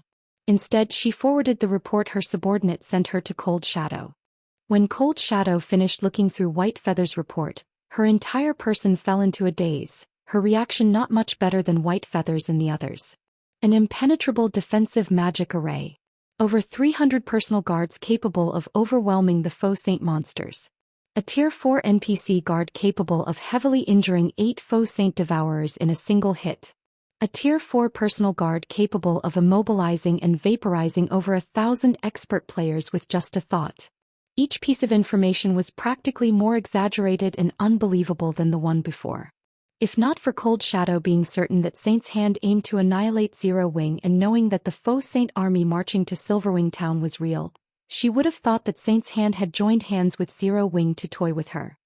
Meanwhile, aside from the superpowers attending the alliance discussion, the various powers all over the Eastern Continent were also in an uproar. So this is Zero Wing's true strength? Amazing. It's no wonder Black Flame thought nothing of Thousand Eyes' threat and even killed him directly. With such strength, who could possibly take down Silverwing town? A Tier 4 personal guard? It seems times are going to change on the Eastern Continent. The various powers of God's domain had never thought that the Faux Saint army would fail to destroy Silverwing Town, much less suffer such an overwhelming defeat. However, rather than the Faux Saint army's defeat, what truly shocked the various powers was the strength of Tier 4 NPCs, or rather their gross misjudgment of the strength of Tier 4 NPCs. Previously, although they were in awe of Tier 4 NPCs, it was only at the level of the awe they felt for mythic monsters. Nowadays, however, the number of Tier 3 experts in God's domain was on a constant uptick. The number of Tier 3 skills and spells Tier 3 experts learned had also increased substantially. Tier 3 experts with fully unlocked mana bodies were also appearing one after another. Hence, expert players that possessed combat power approaching the Tier 4 standard were no longer as rare as before. In fact, killing level 100+ mythic monsters had already become a normal occurrence for players in the current God's domain. Hence no one felt much awe toward Tier 4 NPCs anymore. They all thought that Tier 4 NPCs were no longer anything special. At most they were just slightly stronger than mythic monsters and could play a relatively significant role only in small-scale battles, and not affect the big picture at all. However, after watching Craig Midlands's and Versailles' performances, the various powers realized that they had been sorely mistaken. Let alone being capable of affecting the big picture of God's domain, everything below Tier 4 was basically an ant before Tier 4 NPCs. The number of Tier 3 players or monsters that Tier 4 NPCs had to face did not matter. They could easily annihilate their opponents with a single wave of their hands. Previously, many of the Eastern continent's superpowers had felt gleeful over the fact that they had surpassed Zero-Wing in the number of Tier 3 experts they possessed. In fact, their number of Tier 3 experts had grown so large that even Tier 3 personal guards would not be capable of stopping them. This was also why many superpowers had started having designs on Zero-Wing's Stone Forest City. However, after Craig Midlands's and Versailles' performances, these superpowers realized that their thoughts were laughable. Zero-Wing's main force had disappeared? Zero-Wing was no longer as strong as before? Zero-Wing was merely relying on its past prestige to survive? It was only a matter of time before the various superpowers devoured Zero-Wing completely? What a bunch of nonsense. Every one of these assumptions was outrageously mistaken. Meanwhile, inside the Dark World, a commotion was also sweeping through the entire Otherworld due to the Faux Saint army's defeat. Amazing! After this blow, the powers that are secretly taking action in the Dark World will have to think twice. Blue Rainbow balled her fists in excitement when she got to the end of her subordinate's report. Previously, although Dark Rhapsody had managed to develop rapidly due to its partnership with Zero-Wing, the pressure the Dark World's various powers placed on Dark Rhapsody had also risen steadily. As a result, safeguarding the Dark World's teleportation gate became increasingly difficult. To make matters worse, World Domination had also pulled off a huge comeback, using some unknown method to raise the levels and strength of its guild members rapidly. It had also secretly allied with many of the Dark World's powers and incessantly ambushed Dark Rhapsody's members, inflicting significant losses on Dark Rhapsody. As a result, not only did Dark Rhapsody's influence in the Dark World not increase, but it was even decreasing with each passing day. Recently, the various rumors of Zero-Wing's eventual downfall had even swayed the opinions of part of Dark Rhapsody's upper echelon, which in turn shattered the guild's unity. Those senior members all thought that Dark Rhapsody would only be doomed if it continued partnering with Zero-Wing and had suggested that the guild partner with World Domination instead. However, with the appearance of a Tier 4 personal guard in Zero-Wing, who would dare continue opposing Dark Rhapsody's partnership with Zero-Wing? Meanwhile, during the time Zero-Wing's various partners were rejoicing, the war at Silverwing Town had also entered its final phase. With the Faux Saint army annihilated, thousands of Zero-Wing members were currently helping the various independent players tally their contribution in the war with excited expressions on their faces. Although the Faux Saint monsters did not drop any loot, they granted a lot of EXP, easily 3 or 4 times more than ordinary monsters of the same rank and level. This was also one of the reasons why many players still chose to operate in the Faux Saint monsters' territory instead of heading for safer locations. Operating within the Faux Saint monsters' territory might be very dangerous, but with how much EXP these monsters granted, so long as one did not die, one's leveling speed would be at least 2 times faster than if one grinded elsewhere. After Silverwing Town successfully annihilated the Faux Saint army without sustaining any casualties, the EXP everyone got was through the roof. The Zero Wing members that had participated in this war had leveled up once on average, with the lower-leveled members even gaining 2 levels through this war. Their leveling speed was simply unprecedented. At the same time, Silverwing Town's victory induced the players and adventurer teams operating in the other guild towns established within the Orc Empire to make their way to Silverwing Town, all wishing to develop there. In fact, there were many Tier 3 experts seeking to join Zero Wing as well. This situation overjoyed Yulan and Melancholic Smile. Currently, what Zero Wing lacked the most were Tier 3 experts.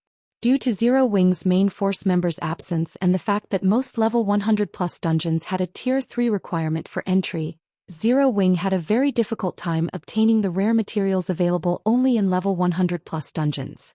The guild could only purchase and trade for these materials. However, the various powers all considered these materials strategic resources and rarely ever chose to sell them. This, in turn, limited Zero Wing's production of level 100+ weapons and equipment. Read latest chapters at Wuxia World. Meanwhile, as Silverwing Town's players were celebrating their victory, Faux made his way back to Zero Wing's residence. He planned to log out of the game and get some rest. Previously, because he had killed another 8 Faux Saint Devourers, he had gained another 8 soul marks. Although none of these soul marks contained a soul array like before, they had refreshed his brain and triggered extraordinary activity. This definitely wasn't normal for him as he had been online for over 10 days already. He needed to log off to rest and inspect his body. While waiting for the 30-second logout process to complete, Fong suddenly received a call request from Yulan. Guild leader Mythology's Fong Shihan suddenly visited the main headquarters. Our people couldn't stop her and her entourage from entering the building at all. They're currently in the main lobby and she says she wants to have a discussion with you. She says it is related to Zero Wing's future. Do you wish to meet her? Yulan asked anxiously. Looking for me? Fong was a little surprised by Yulan's words. Smiling, he continued, this is interesting. Have someone lead them to the top floor reception room. I'll head over immediately. Chapter 2676, Potential Elevated? Zero Wing's main headquarters, Feng's room, along with the whoosh of high-pressure air escaping, the tightly shut lid of Feng's gaming cabin opened up. At the same time, the strip of warning lights along the edges of the cabin lit up crimson. Sure enough. When Feng climbed out of the gaming cabin and saw the cabin's console interface listing all sorts of warnings, he could not help a sigh of relief. Although he had anticipated that his abnormal brain activity came at a price of extraordinary energy consumption, he never thought that the consumption rate would increase to such an extent. Before the war with the Faux Saint army began, his cabin's nutrient solution reserve and emergency energy solution reserves had still been at 30% capacity. Now, however, these solution reserves were dry. In preparation for emergencies, Feng had specifically outfitted his virtual gaming cabin with a special modification. Unlike the standard model, his cabin had an additional compartment that stored 20 bottles of energy solution, the effects of which rivaled those of A-rank nutrient fluids. These energy solutions would be used only when the normal nutrient solution couldn't sufficiently quickly provide him with the energy his body required. He had never thought that both his cabin's nutrient solution and emergency energy solution would be depleted. Not dwelling on the matter, Feng promptly made his way to the nearby fridge and consumed a life potion just in case. During the battle at Silverwing Town, he had relied on Versailles to kill all 8 Faux Saint Devourers. When the soul marks of all 8 Devourers entered him, his mind had entered a transcendent state. For a moment he even felt omnipotent. It was as if his thought processes had shifted into overdrive. If other players encountered such a situation, they would definitely consider it a stroke of luck. However, Feng, with over a decade of experience playing God's domain, understood very clearly the precondition for enjoying this fortuitous opportunity: sufficient nutrients and energy to power his body. If he did not meet this condition, he might even lose his life because of this opportunity. After consuming the life potion, the slight burning and ache in his brain started to ease gradually, the incessant stinging he felt fading. However, as time passed, his recovery rate was also clearly slowing down. It was obvious that just one life potion wouldn't let him recover all of the energy he had exhausted. The life potion had resolved only the immediate dangers to his body. Although he currently looked fine, in reality both his mind and body were still starving. Sure enough, Not having enough S-rank nutrient fluids and life potions is very troublesome. Faux rubbed his temple in frustration.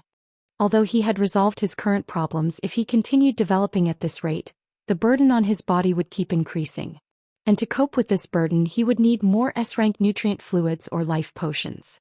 Moreover, due to the incident this time, many of Zero Wing's members would most likely require the help of S-rank nutrient fluids or even life potions to recover as well. If Zero Wing could not acquire enough of these energy solutions, the guild would have its development speed restricted and its growth potential reduced. For the current Zero Wing, credits were no longer a problem. After all, Zero Wing had partnered with quite a few superpowers. The guild could exchange coins or other in-game resources for credits with these superpowers.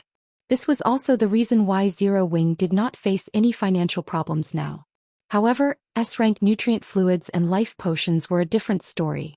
As far as Faux knew, only a limited number of S-rank nutrient fluids were sold every year, and the various international corporations monopolized over 80% of these S-rank nutrient fluids. Only a small number was actually sold to the public.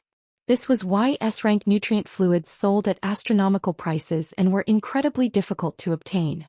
Faux did not feel particularly surprised by this situation. After all, the S-rank nutrient fluid did not just possess powerful recovery abilities.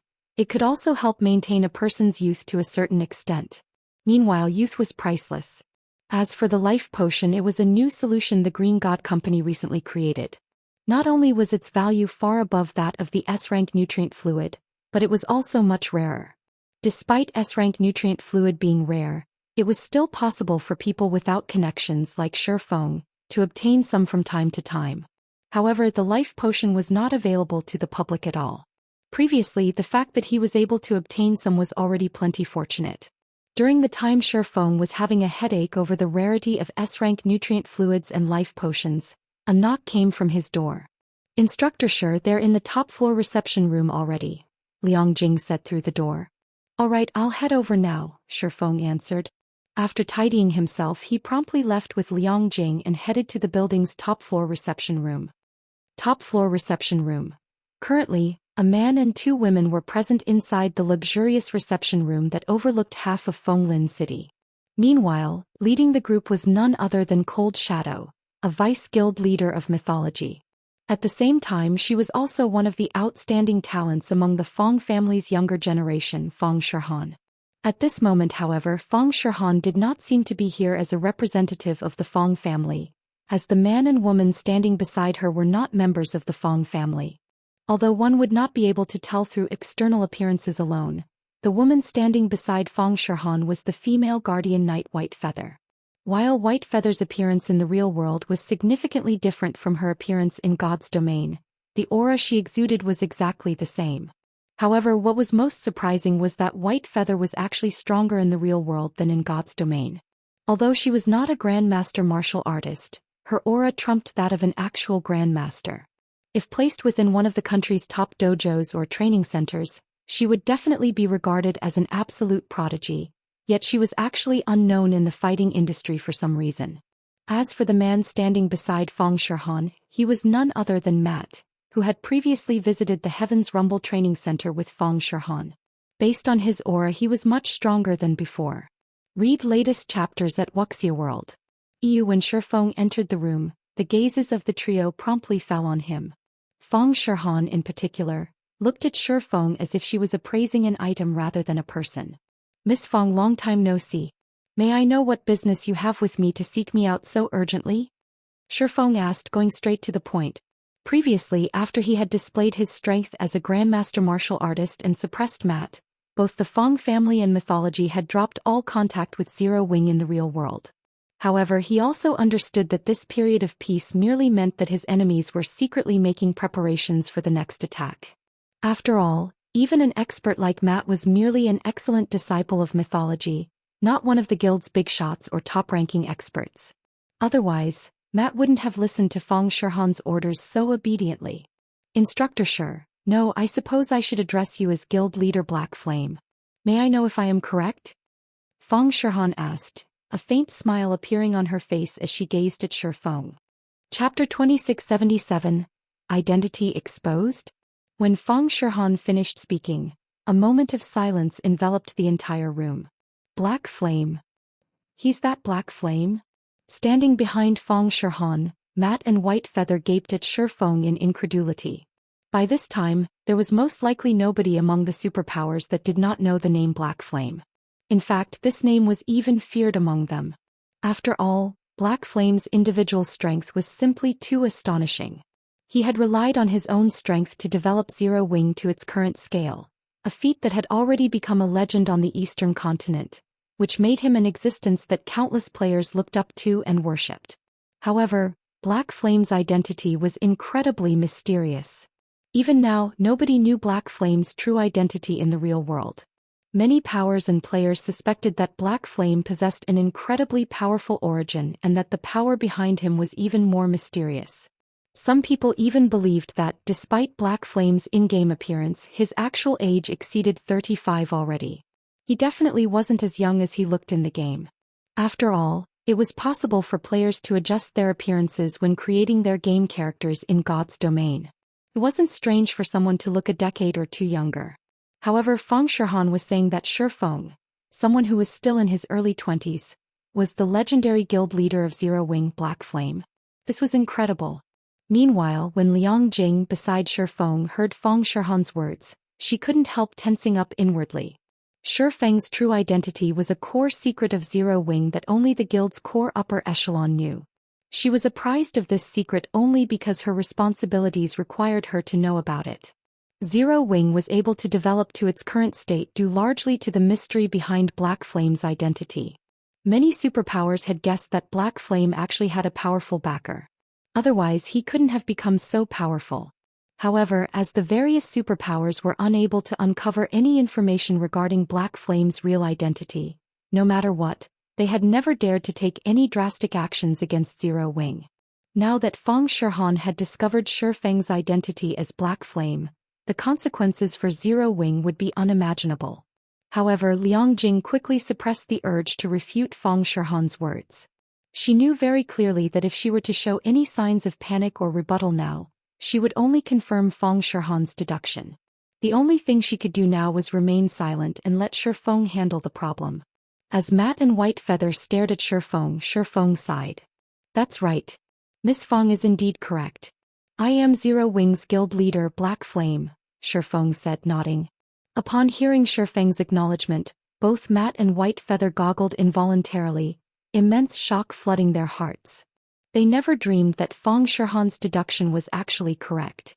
Liang Jing also could not help growing anxious in this situation.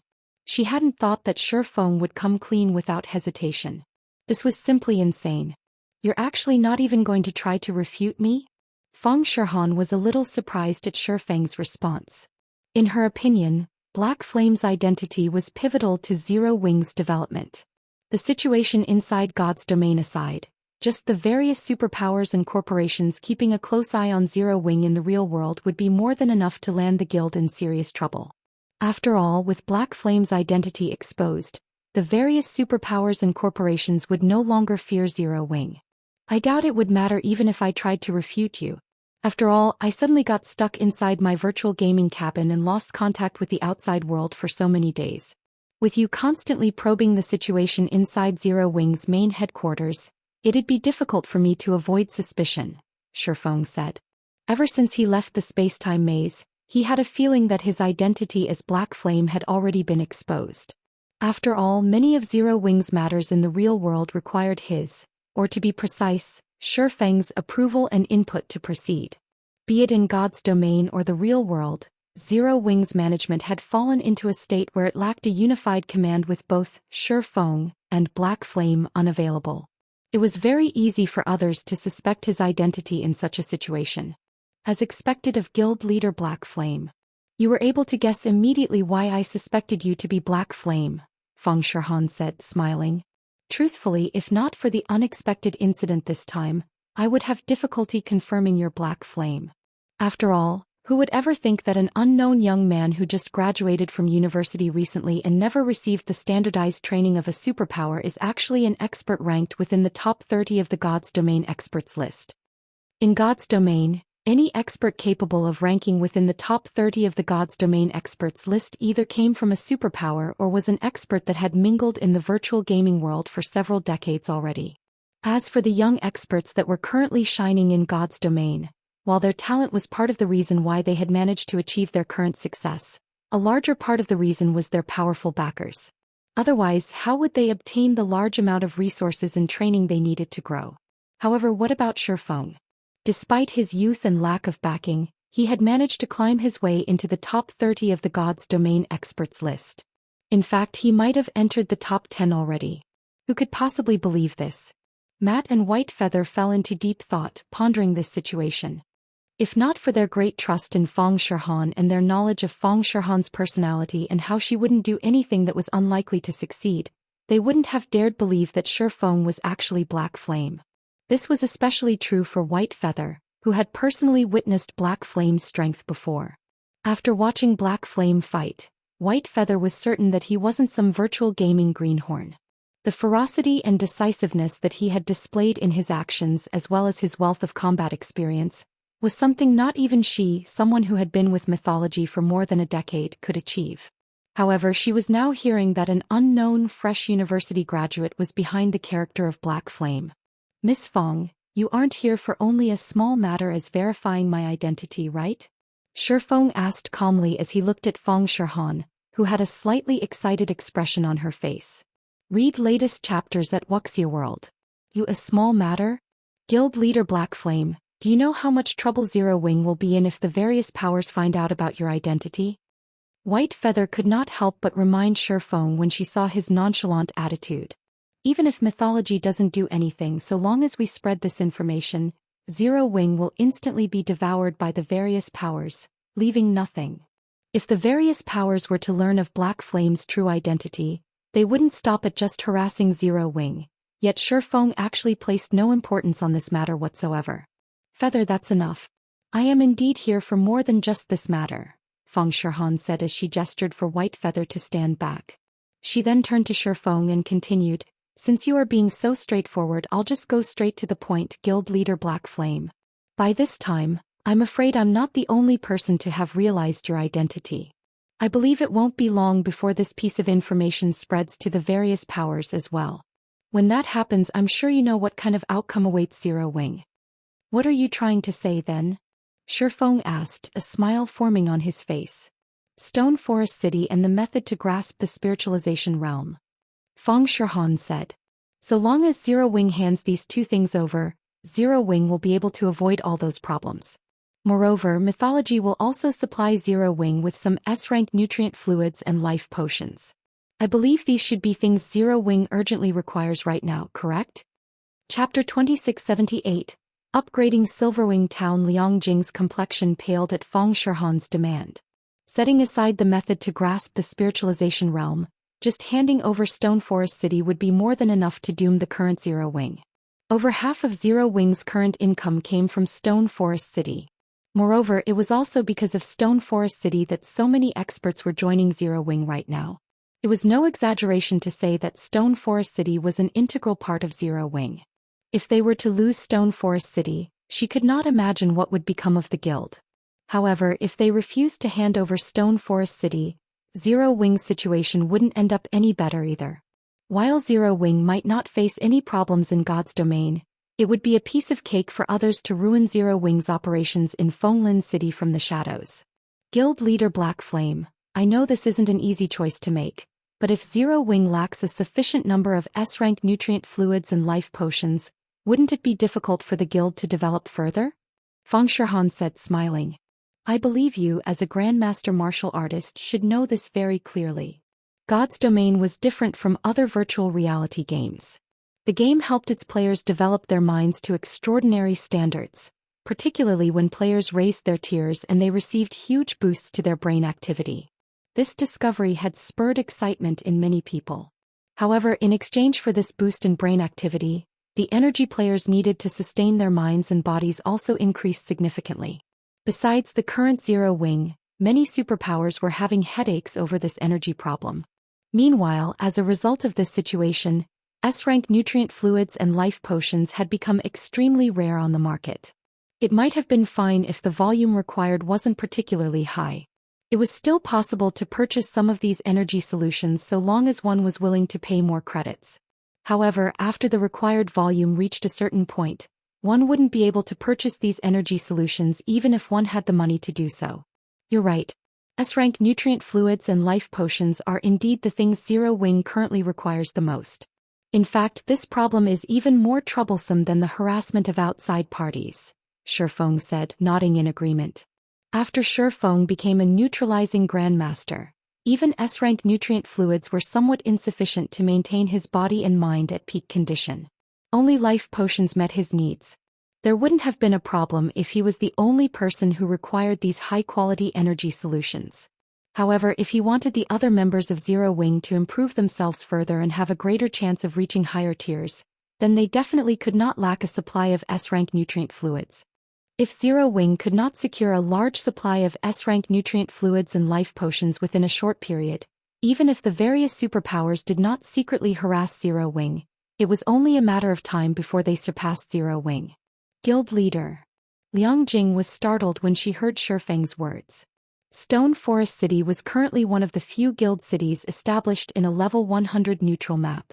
If Feng were really to hand over Stone Forest City, Zero Wing would suffer immense losses in God's domain. At that time, the leveling speed of Zero Wing's guild members would plummet. In regard to this situation, both Matt and White Feather smiled. At least this kid is mindful of the situation. If he decides to sell Stone Forest City and the secrets of the spiritualization realm now, he can earn some money for them. If he waits until the various superpowers know his secret, nobody will want them even if he decides to sell them, Matt whispered. A neutralizing grandmaster would indeed be considered an absolute powerhouse in Fenglin City. However, experts of such caliber were only useful as a deterrent against ordinary powers, not against powerful major corporations. Not to mention, without sufficient S-rank nutrient fluids and life potions, Zero Wing's peak experts would have difficulty further developing themselves. After all, a lot of energy was required to maintain the accelerated brain activity of peak experts. Energy that A-rank nutrient fluids couldn't provide. Hence, the various superpowers contested hotly for S-rank nutrient fluids and life potions, driving up the rarity of these solutions. If you have already made your decision, we can immediately close a contract, Guild Leader Black Flame, Feng Shihan said, smiling. No, a contract won't be necessary, Feng said, shaking his head. I won't be selling Stone Forest City or the method to grasp the spiritualization realm. Silence momentarily filled the room after Feng spoke. Both Matt and White Feather gazed at Feng in shock, wondering if he had gone crazy. Did he really not grasp the direness of Zero Wing's situation? Guild Leader Black Flame, you need to think this through clearly. If you miss out on this opportunity, we won't offer you the same price next time, Feng Shihan said, a little surprised by Feng's response. By then, the problems Zero Wing will have to face will be far greater than what you can imagine. Currently, mythology could be said to be Zero Wing's only lifeline. This was also the reason behind Feng Shihan's confidence that Feng would not refuse her offer unless he really wished for Zero Wing's downfall. After all, without sufficient S-rank nutrient fluids and life potions, Zero Wing's future would be bleak. Thank you for your concern. If the various superpowers really wish to take covert action, I don't mind teaching them what a one-way trip is, Feng replied calmly. The current Zero Wing was no longer the same as before. This was especially true after he had become a neutralizing grandmaster. This was also why he did not particularly mind his identity getting exposed. After all, secretly dealing with a neutralizing grandmaster wasn't easy. Very well. Since you have already said so, we will take our leave first, Guild Leader Black Flame, Feng Shihan said. After seeing Feng remaining unfazed by her warning, she no longer tried to persuade him. Instead, she stood up and left the reception room. After exiting Zero Wing's main headquarters, Matt looked at Feng Shihan and asked, Vice Guild Leader, are we really going to leave just like that?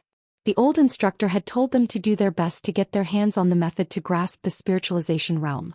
If they just left now, it would be much more difficult for them to obtain this method in the future. Relax. Zero Wing won't hold out for long. He might think that he has the power to protect himself after becoming a neutralizing grandmaster, but the superpowers aren't as simple as he thinks they are. He also doesn't know how crazy they are right now, Feng Shihan replied, smiling. It won't be long before he seeks us out himself. We don't need to rush. I guess you're right.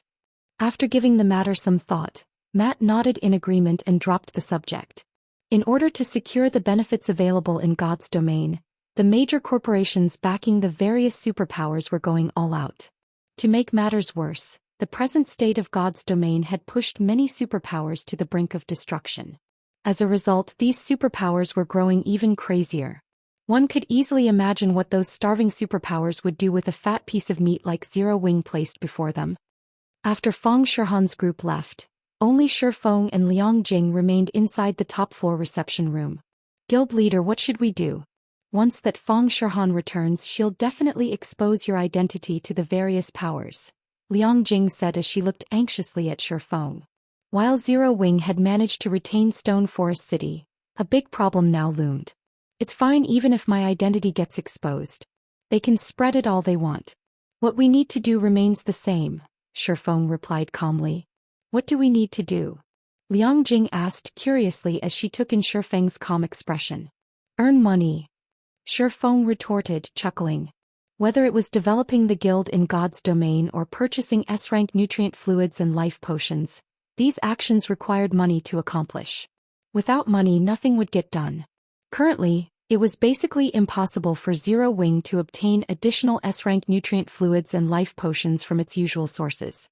Fortunately, he had the invitation to participate in Green God Company's auction, which was also the only way for the guild to secure a large volume of these high-quality energy solutions.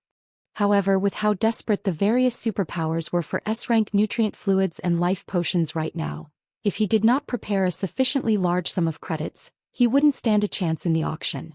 Hence what he needed to do now was earn money.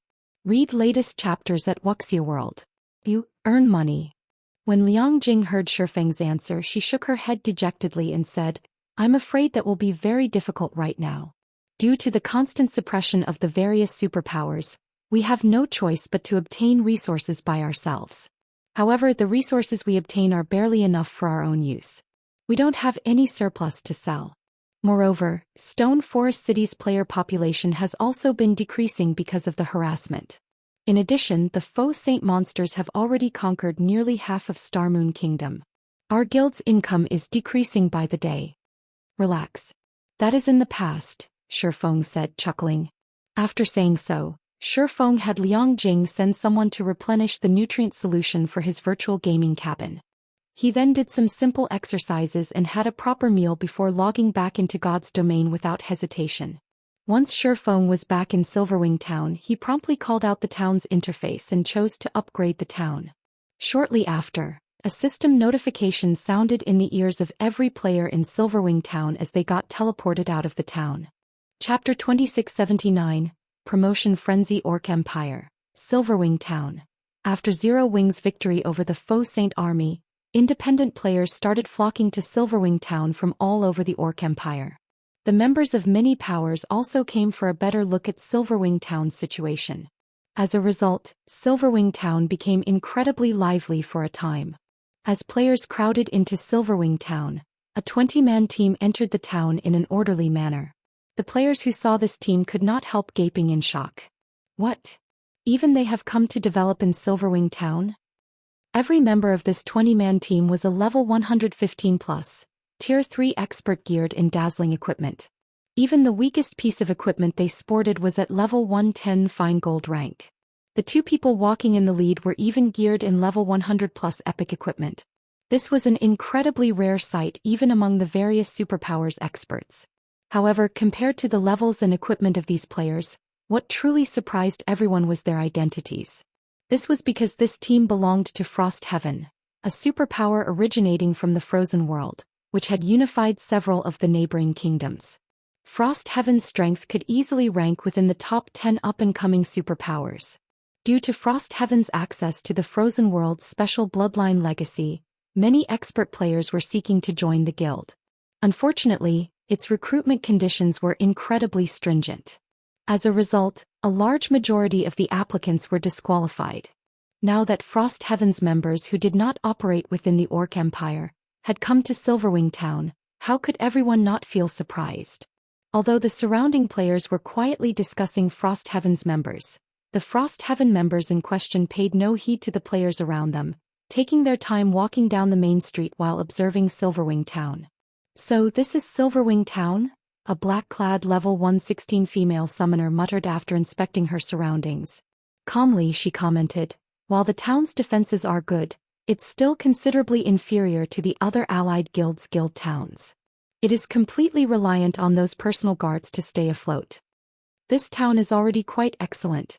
At the very least it has managed to stop the attacks of the Faux Saint army. It is worth recruiting into the alliance," said a female cursemancer, who was similarly level 116, bitterly smiling at her companion's words. The Faux Saint army was something even ordinary NPC cities were incapable of stopping, let alone guild towns and cities. Just the fact that Silverwing Town was able to defeat the Faux Saint army was already an incredible feat after all. Not every guild town possessed the Frozen World's special methods. While these personal guards are indeed strong, those Faux Saint monsters are no pushovers either. Those monsters have already spread out to over a dozen kingdoms and the Black Dragon Empire. With their growth rate, I'm afraid a large group of Tier 4 Faux Saint devourers will appear in a few days. At that time these personal guards will most likely have trouble fending off the Faux Saint monsters, much less taking the initiative to hunt down those monsters," the black-clad summoner said as she shook her head.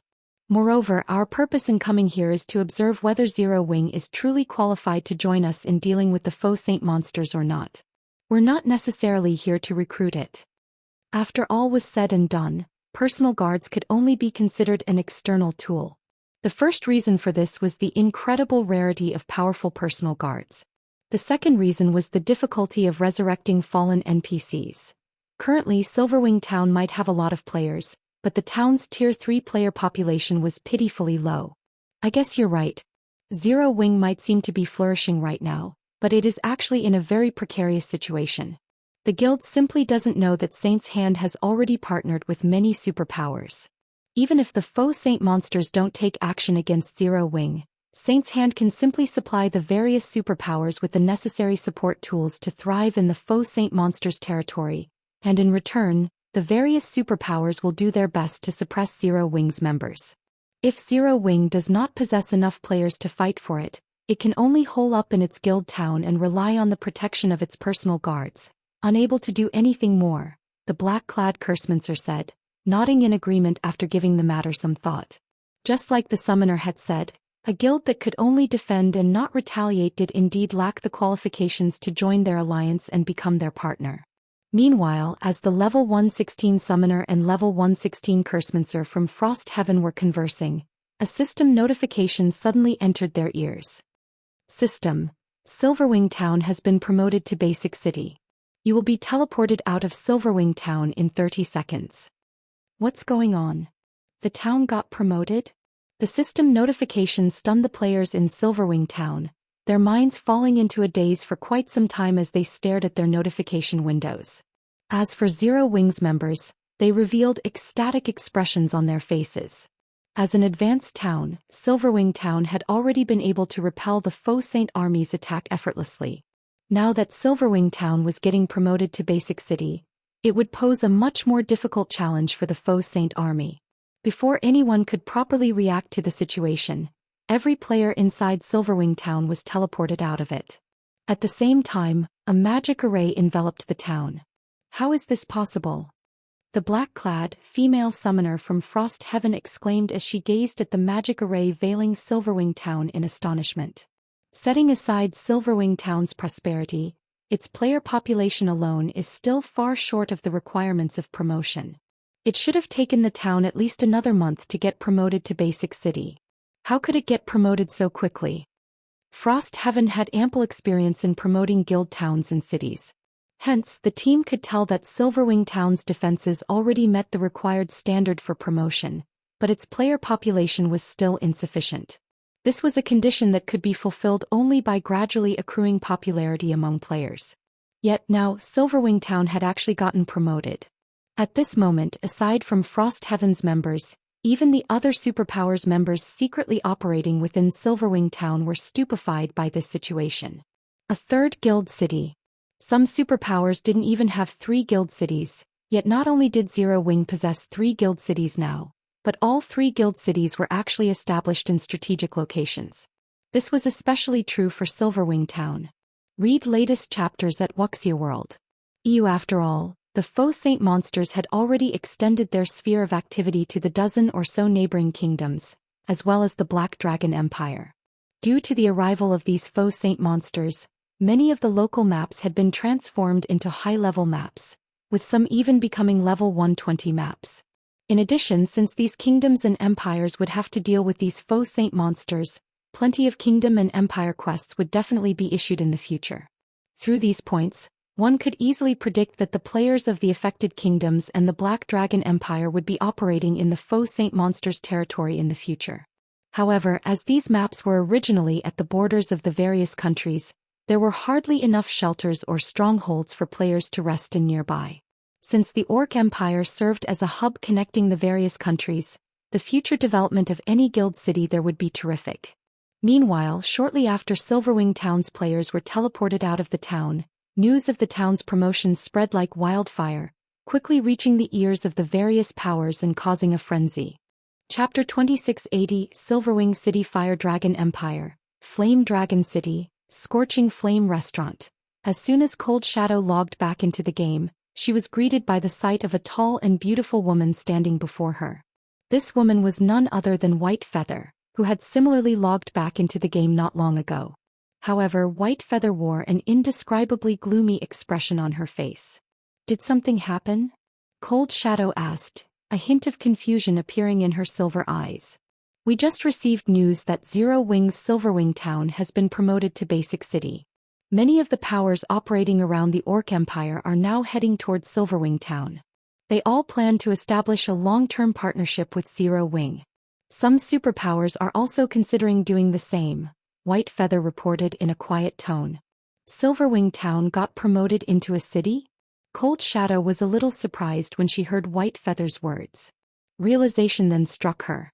She smiled and said, "No wonder he rejected my offer without hesitation. It seems this was why he had the confidence to do so." Vice Guild Leader, if Zero Wing really gains the protection of several more superpowers, we will have a much more difficult time obtaining the method to grasp the spiritualization realm. Why don't we contact Saint's Hand and have it warn off those superpowers? White Feather suggested worriedly.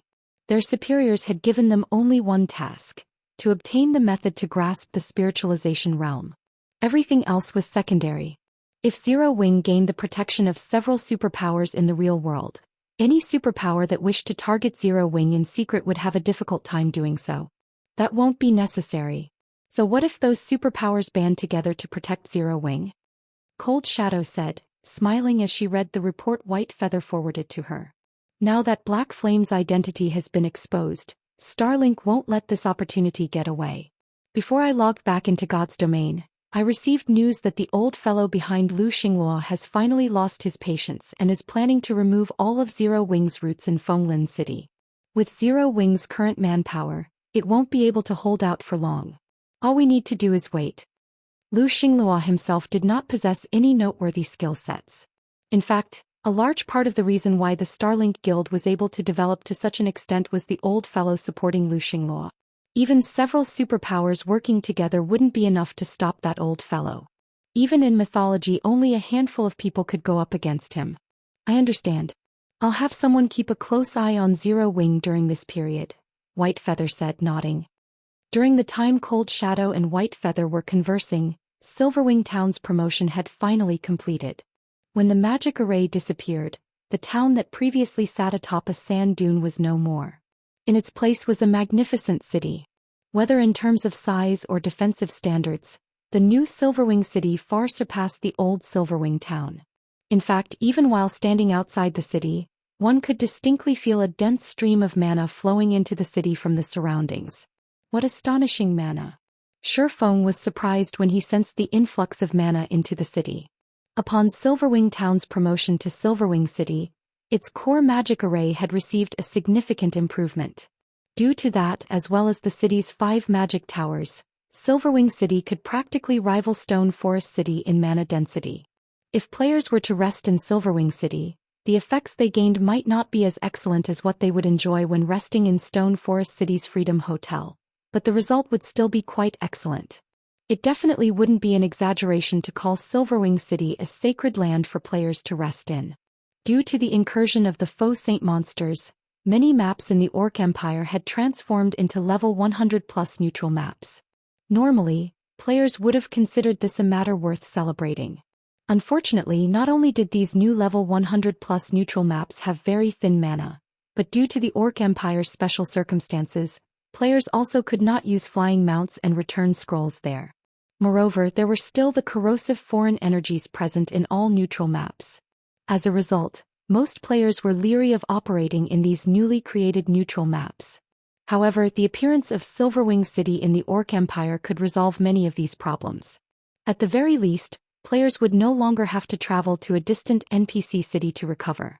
In fact, players would enjoy a much faster recovery rate when resting in Silverwing City than in NPC cities.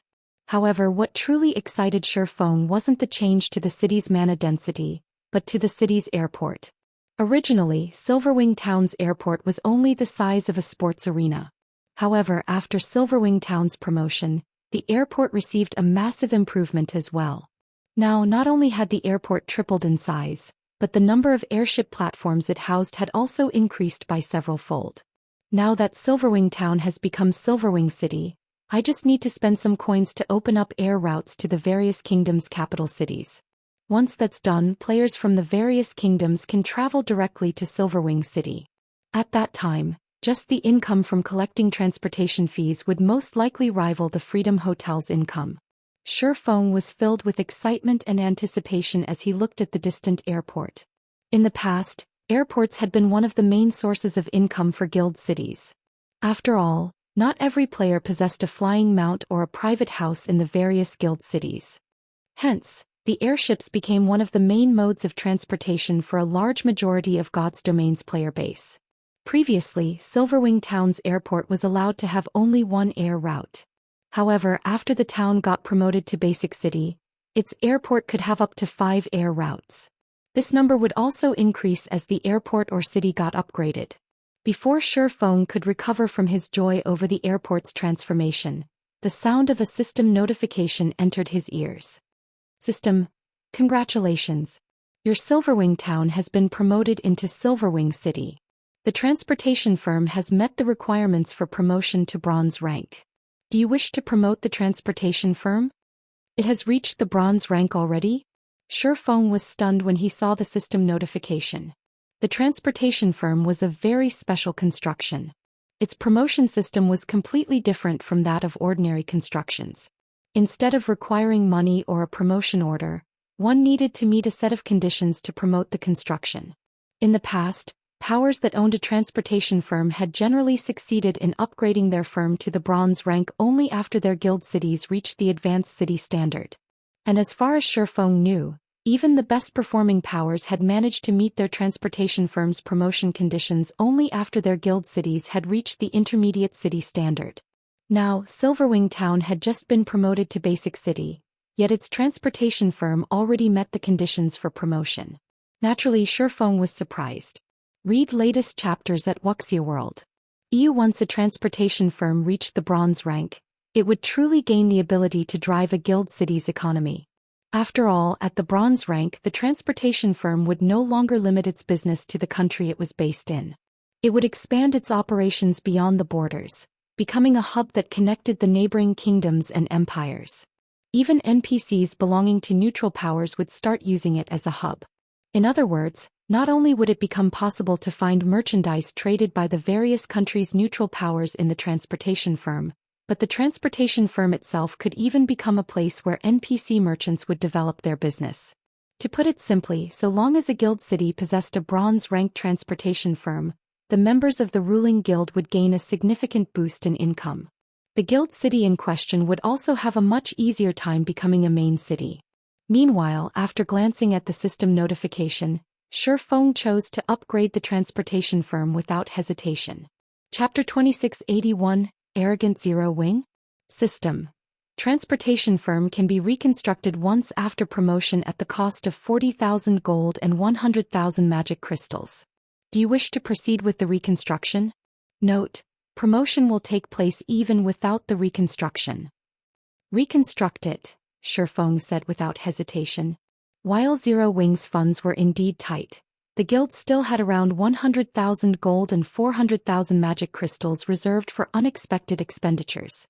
And although reconstructing the transportation firm would not grant it any additional functions, there was one benefit: accommodating more NPC merchants to do business within it. If a transportation firm had more NPC merchants, not only would there be more quests available for players to pick up, but there would also be more merchandise for sale. Both of these factors would attract more players to develop in Silverwing City. As soon as Faux made his decision, 40,000 gold and 100,000 magic crystals vanished from his bag. Immediately afterward, the transportation firm, which stood at the edge of the city, transformed into a cloud of black mist that expanded rapidly, growing to the size of 4 sports arenas in just 5 seconds, then dissipated. When the black mist cleared, a 5-story tall building appeared in its place. While Faux was quietly observing the reconstructed transportation firm, Yulan suddenly contacted him. Guild leader, we've finished setting up the city's security measures. We have also set the entrance fee to 10 silver as you instructed. We can open Silverwing City at any time, Yulan said excitedly. Previously, after news of Silverwing Town's promotion spread, many players from the neighboring kingdoms had eagerly made their way over to take a look at the city. Based on rough estimates, at least 2 million players had camped outside the city. With so many players seeking entry, Zero Wing could earn a small fortune just by collecting entrance fees. Previously, Silverwing Town couldn't collect any entrance fees since it was a town. Its main sources of income back then were shop rentals and the candlelight trading firm.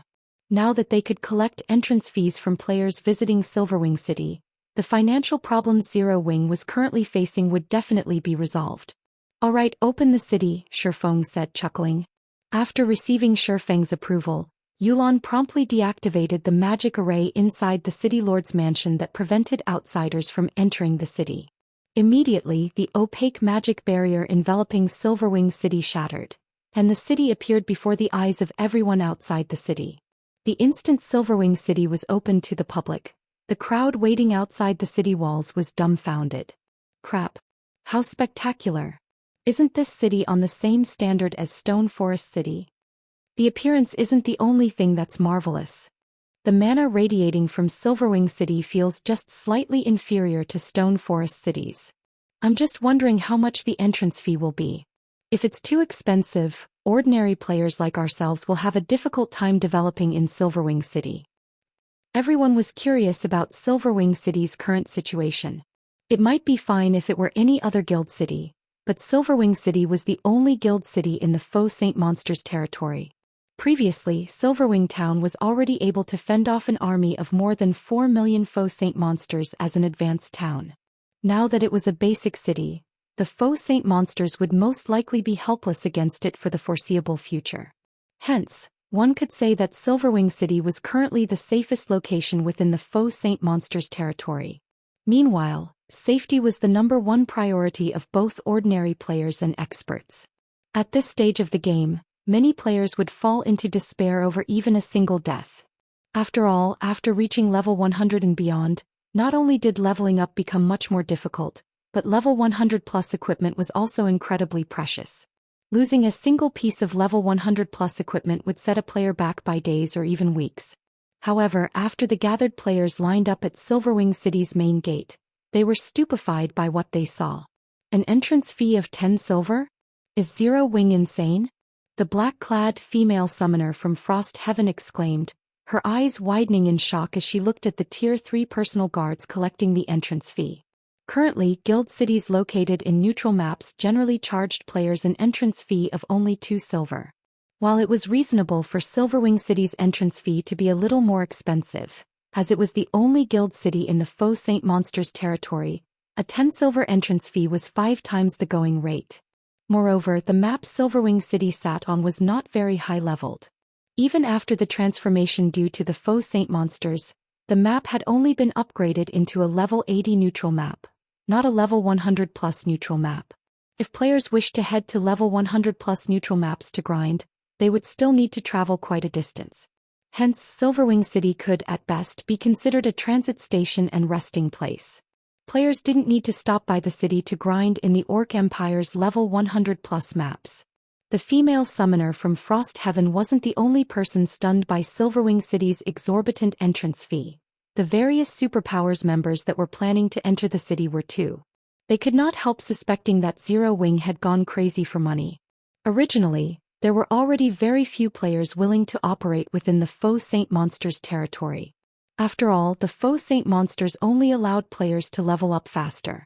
They did not drop any weapons or equipment, and the coins and materials they dropped were inferior compared to the loot from other monsters. Not to mention, operating within the territory of Faux Saint Monsters was much more dangerous than operating elsewhere. While a 10 silver entrance fee wouldn't be much of a problem for Tier 3 experts, it was a huge expenditure for Tier 2 players. If Zero Wing insisted on a 10 silver entrance fee for Silverwing City, hardly any Tier 2 players would be willing to visit the city. Meanwhile, just how many Tier 3 experts were there in God's domain right now? Crap. Does Zero Wing take us for fools? Zero Wing really has gotten arrogant. A 10 silver entrance fee? Does Zero Wing really think we need to develop in the Orc Empire? A large number of Tier 2 players complained about Silverwing City's entrance fee, some even ranting in rage. Previously, they could continue operating within the Faux Saint Monsters territory only because it did not cost any money to enter Silverwing Town. By collecting a 10 silver entrance fee now, Zero Wing was basically chasing Tier 2 players like themselves away from Silverwing City. In the meantime, a heavy atmosphere shrouded a 1,000-man team standing some distance away from Silverwing City's main gate. Vice Commander, an entrance fee of 10 silver is simply too much. If we have to pay such a fee after deducting all our daily expenses, our Tier 2 brothers will earn almost nothing. I suggest we head somewhere else to develop. It is simply impossible for us to continue developing in Silverwing City, a level 107 Tier 2 berserker said as he looked at Solid Wind. I truly did not think that Zero Wing would be so ruthless. We should have followed suit with the other adventurer teams and headed to one of the kingdoms or the Dark Knight Empire to develop. A level 113 Tier 3 male elementalist grumbled. Wind, this price is indeed too high. We can't afford it in the long term. Why don't we head to the Dark Knight Empire and take a look there? I heard that there are guild cities established in level 100+ neutral maps there as well. Moreover, those cities are also collecting a 10 silver entrance fee, Crazed Bull suggested. Read latest chapters at Wuxia World. Many other members of the Blood Pact adventurer team nodded their heads in agreement. Compared to paying 10 silver to Zero Wing for no good reason, it would be much better to spend that 10 silver in a guild city located in a level 100 neutral map. They would definitely gain a much better harvest there than in the Orc Empire. Alright then. However, we still have some quests we need to turn in, Solid Wind said, sighing. Bull, you and a few others will follow me inside. Everyone else wait outside. The other Blood Pact members nodded in acknowledgement of Solid Wind's instructions. Aside from Blood Pact, the other adventurer teams made similar decisions, delegating the submission of their completed quests in the city to a handful of Tier 3 experts while planning to leave the Orc Empire entirely or head to one of the guild towns to continue developing within the Empire. Following which, despite the large number of players gathered outside Silverwing City, only a small number of Tier 3 experts actually entered the city. Chapter 2682, Madness-inducing Silverwing City. As the various powers and adventurer teams' Tier 3 experts entered Silverwing City, the relatively empty streets of the city grew crowded. Sure enough, the city became much bigger after getting promoted. The density of the ambient mana also increased by a lot. It's a pity that the entrance fee is too high. If it were 5 silver instead, the neighboring kingdom's players would most likely pour in. Crazed Bull sighed as he looked at the streets teeming with NPCs. If possible, he really wished to continue his development in Silverwing City. Unfortunately, the entrance fee of 10 silver was simply unaffordable for ordinary Tier 2 experts. After all, many players would most likely enter Silverwing City multiple times a day since Tier 2 players weren't as resistant to the foreign energies in level 100+ neutral maps as Tier 3 players were. They could survive in level 100+ neutral maps for only a few hours per trip. Fortunately, Tier 2 players recovered from these foreign energies very quickly, so they generally could make 2 or 3 trips to level 100+ neutral maps per day. However, each additional trip meant they had to pay another 10 silver coins to enter Silverwing City. Originally, earning money was already a difficult task in the Faux Saint Monsters territory. Paying an additional 20 or 30 silver per day would be onerous on Tier 2 players' finances. After all, Tier 2 players had plenty of other expenditures they needed to cover: training, repair fees, lodgings, food, and beverages. Moreover, if a Tier 2 player wished to reach Tier 3, they needed excellent equipment and powerful Tier 2 skills and spells.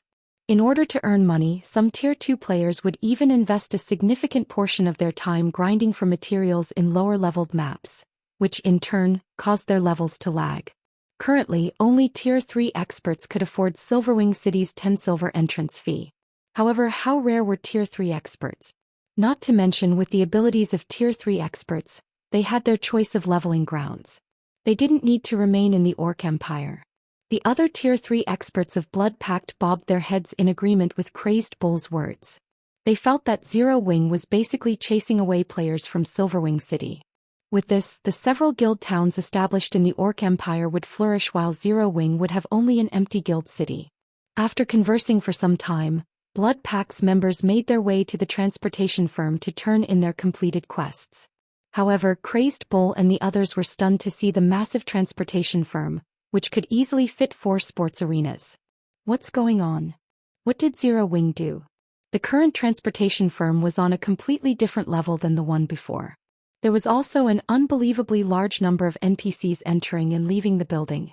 Previously, there would usually be only a few dozen NPCs entering and leaving the building at any time. Now, however, not only had this number increased beyond 200, but many of these NPCs were even nobles or people of neutral races. This was a rare sight. Before Crazed Bull and the others could react to this situation, several teams of Tier 3 experts walked out of the transportation firm one after another, every player on these teams wearing ecstatic looks on their faces. Moreover, every one of these teams had either a luxuriously dressed NPC noble or a neutral NPC following behind them. It was obvious that these teams had picked up a quest commissioned by these NPCs. Am I dreaming? Why are there so many quests from NPC nobles and neutral NPCs? Crazed Bull rubbed his eyes in doubt at the scene before him. Normally, a quest commissioned by an NPC noble or a neutral NPC would appear in the transportation firm only once a day or every few days. Meanwhile, every one of these quests could spark a frenzy among the various top adventurer teams and large guilds. The reason for this was the minimum difficulty rating for these quests, which was 3-star advanced. Not only could players obtain a large amount of coins and contribution points by completing these quests, but they also had a fixed chance of receiving level 100+, top-tier weapons and equipment or Tier 3 skill and spell books. Moreover, even if players weren't lucky and didn't get any of these bonus items, the monetary reward would be enough for players to purchase a piece of relatively good level 100+ equipment for themselves. Hence, many adventurer teams secretly fought over these quests. Now, however, multiple teams had actually managed to pick up such a quest. Crazed Bull couldn't believe his eyes. Quick! We need to hurry inside and take a look. Solid Wind barked after snapping out of her daze. Upon hearing Solid Wind's words, the other Blood Pact members nodded and charged into the building. They wanted to know what exactly had happened to the transportation firm for there to be so many 3-star advanced quests. When Solid Wind and the others entered the transportation firm, they were stupefied at the scene before them. Inside the transportation firm's spacious lobby, long queues of NPC merchants snaked in front of the reception desks. At a glance, these NPCs easily numbered more than 5,000. Moreover, many of these NPCs were even NPC nobles and neutral NPCs. The gigantic translucent quest crystal hovering in the center of the lobby actually displayed numerous 3-star advanced quests. The top few entries of the list were even 4-star quests, something they had never seen before. Delivery to the Black Dragon Empire's border fortress Fret. Difficulty, 4-star. Requirement, Tier 3. Team must have at least one person that has completed 10 3-star advanced quests and 20 3-star quests. All other members must have completed at least 10 3-star quests. Remuneration, 50 gold and 3,000 contribution points. Additional rewards unknown. Recruiting 50 people. Delivery to the neutral zone Silent City. Difficulty, 4-star. Requirement, Tier 3. Team must have at least one person that has completed 12 3-star advanced quests. All other members must have completed at least 5 3-star quests. Remuneration, 60 gold, 2,000 contribution points, and an elf's gift, 15% chance to obtain a dark gold item of the same level, 25% chance to obtain a fine gold item of the same level. Recruiting 100 people. When the eyes of Solid Wind and the other Blood Pact members landed on the rewards of the 4-star quests, they wished they could accept these quests immediately. Setting aside the additional rewards, just the coins and contribution points these quests awarded were more than enough to make Tier 3 experts like themselves go crazy. Bull, log out and contact the commander. Have the commander negotiate with the other adventurer teams. We need to secure these 4-star quests before the others do. Solid Wind said urgently. It was impossible for an individual adventurer team to take on a 4-star quest. At least 2 adventurer teams worth of Tier 3 experts would be needed to challenge a 4-star quest. However, if they could complete a 4-star quest, they would raise Blood Pact's overall strength by a small margin. Alright, logging out now, Crazed Bull said as he hurriedly clicked the logout button. Read latest chapters at Wuxia World. As for Solid Wind and the others, they promptly contacted the other Blood Pact members outside the city and had them come to the transportation firm right away. Their excitement was palpable to the other players around them. However, none of the surrounding players found the reactions of Blood Pact's members surprising at all. After all, Blood Pact wasn't the only group aiming for the 4-star quests. The members of other adventurer teams and guilds that had visited the transportation firm earlier had reacted in a similar fashion. They all either notified their superiors about the transportation firm or had their other companions rush to the transportation firm. For a time, large numbers of the Tier 2 players camped outside Silverwing City thronged to the city's main gate with bloodshot eyes. In the blink of an eye, the main gate swarmed with players. If not for everyone fearing the personal guards stationed by the gate, they would have most likely started a fight to enter the city. Meanwhile, when the black-clad summoner from Frost Heaven, who had already entered the city, saw the disturbance at the gate, she was stunned. What's going on? Chapter 2683, Crimson-Eyed Sword Saint's Legacy. At this moment, the female summoner from Frost Heaven wasn't the only person surprised by the sudden turn of events at Silverwing City's main gate. The Tier 3 experts who had just entered the city were similarly stunned to see the mob of Tier 2 players desperately trying to get in. Have these people lost their minds? For current Tier 2 players, a 10 silver entrance fee was a significant expenditure. Not to mention, just a short while ago, these Tier 2 players were still complaining about the expensive entrance fee and hoping to see Silverwing City flop. Now, however, these same Tier 2 players were desperately trying to get the NPCs stationed at the gate to take their money, their bloodshot eyes making it seem as if they would start a fight if the NPCs refused to take their money. However, before the Tier 3 experts standing before the city gate could properly process the situation, batch after batch of Tier 2 players rushed into the city, their numbers simply staggering. As soon as these Tier 2 players got past the gate, they dashed towards Silverwing City's transportation firm like a pack of cheetahs, expressions of ecstasy writ large on their faces. What did Zero Wing do? The female summoner from Frost Heaven could not help her confusion when she saw the various powers and adventurer teams' Tier 2 members running past her toward a distant corner of the city.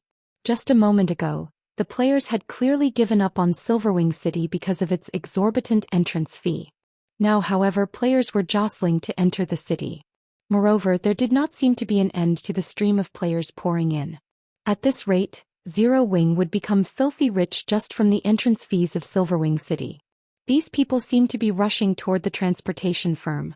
Something must have changed there, the female cursemancer standing beside the summoner said as she looked at the direction the crowd of players was taking. The transportation firm? The female summoner found her companion's words a little hard to believe. She simply couldn't figure out what kind of changes the transportation firm could have undergone to provoke such a frantic reaction from so many Tier 2 players. However, the female summoner did not put too much thought into the matter. Instead, she and her team followed the crowd to the transportation firm. When Frost Heaven's members arrived inside the crowded transportation firm's lobby, their eyes widened involuntarily in shock, every one of them at a loss for words. Just by doing one delivery quest, every player involved could get a monetary reward of 60 gold as well as other rewards. This was an income even Tier 3 peak experts like themselves were incapable of earning within 1 or 2 days, yet there were actually 6 of such delivery quests available. Moreover, aside from the 6 4-star quests, there were a ton of 3-star advanced quests, which similarly granted lucrative rewards that could match the total daily income of Tier 3 peak experts like themselves. If they focused on grinding and making money for an entire day, not only would they have to sacrifice a large amount of their training time, but the income they generated would also be limited to coins. They wouldn't receive any weapons or equipment. However, the 3-star advanced quests granted a large amount of coins upon completion, as well as contribution points and top-tier weapons and equipment. Doing these delivery quests was even more lucrative than raiding super large-scale team dungeons. With how low the drop rate was in team dungeons, there definitely wouldn't be enough weapons and equipment dropped for everyone in the team. Moreover, there was also the problem of class compatibility. On the other hand, every player that took part in the delivery quests would have a considerably high chance of obtaining a top-tier weapon or equipment that suited their class. One could say that so long as players kept doing these 3-star advanced delivery quests, their income, EXP gain and equipment acquisition rate would already rival those of Tier 3 peak experts. It's no wonder these people reacted so crazily. I truly underestimated Zero Wing. With these tempting quests, let alone a 10 silver entrance fee, even if the fee were 20 silver, there would still be a ton of players seeking to develop in Silverwing City, the black-clad summoner commented as realization dawned upon her. Since even a Tier 3 peak expert like herself felt tempted by the delivery quests available in the transportation firm, the attraction the firm held for Tier 2 players and ordinary Tier 3 experts was easy to imagine. Mushin, I just relayed this information to the guild leader. The guild leader says we can proceed with the partnership, the female Kursmancer said. Isn't the guild leader being too hasty? Although the transportation firm's quests and Silverwing City's defenses will ensure the city's future as the trade hub of the Orc Empire and the neighboring kingdoms, it still won't be easy for Zero Wing to take the initiative to strike back at the Faux Saint monsters. Zero Wing won't be of any help to our alliance at all. At best, we can only use its Silverwing City as a resting spot, the female summoner named Mushin said, frowning. Zero Wing's transportation firm was indeed amazing, but the alliance Frost Heaven formed was no ordinary existence either. Anyone who became a member of the alliance would gain benefits beyond what they could normally get from partnering with ordinary superpowers. This was also why she and her team had come to observe Zero Wing and verify its qualifications. Are we still going then? The female Kursmancer asked as she looked at Mushin. Aside from being a domain realm expert and a vice guild leader of Frost Heaven, Mushin was also the heiress of the Boulder Corporation, a top-ranking international corporation that stood above even the Starline Corporation. Since the Boulder Corporation supplied more than half of Frost Heaven's resources, Mushin's standing in the guild was not at all lower than the guild leader's. Hence, the guild leader had to take Mushin's opinion into heavy consideration on important matters. Since the guild leader has already said so, let's go take a look first. If Zero Wing really has the potential and strength to fight the Faux Saint monsters, letting it join the alliance isn't exactly impossible, Mushin said after giving the matter some thought. However, if I find Zero Wing wanting, then we'll have to choose another target to recruit. I'll get in touch with Zero Wing now then, the female Kursmancer said with a sigh of relief at Mushin's answer.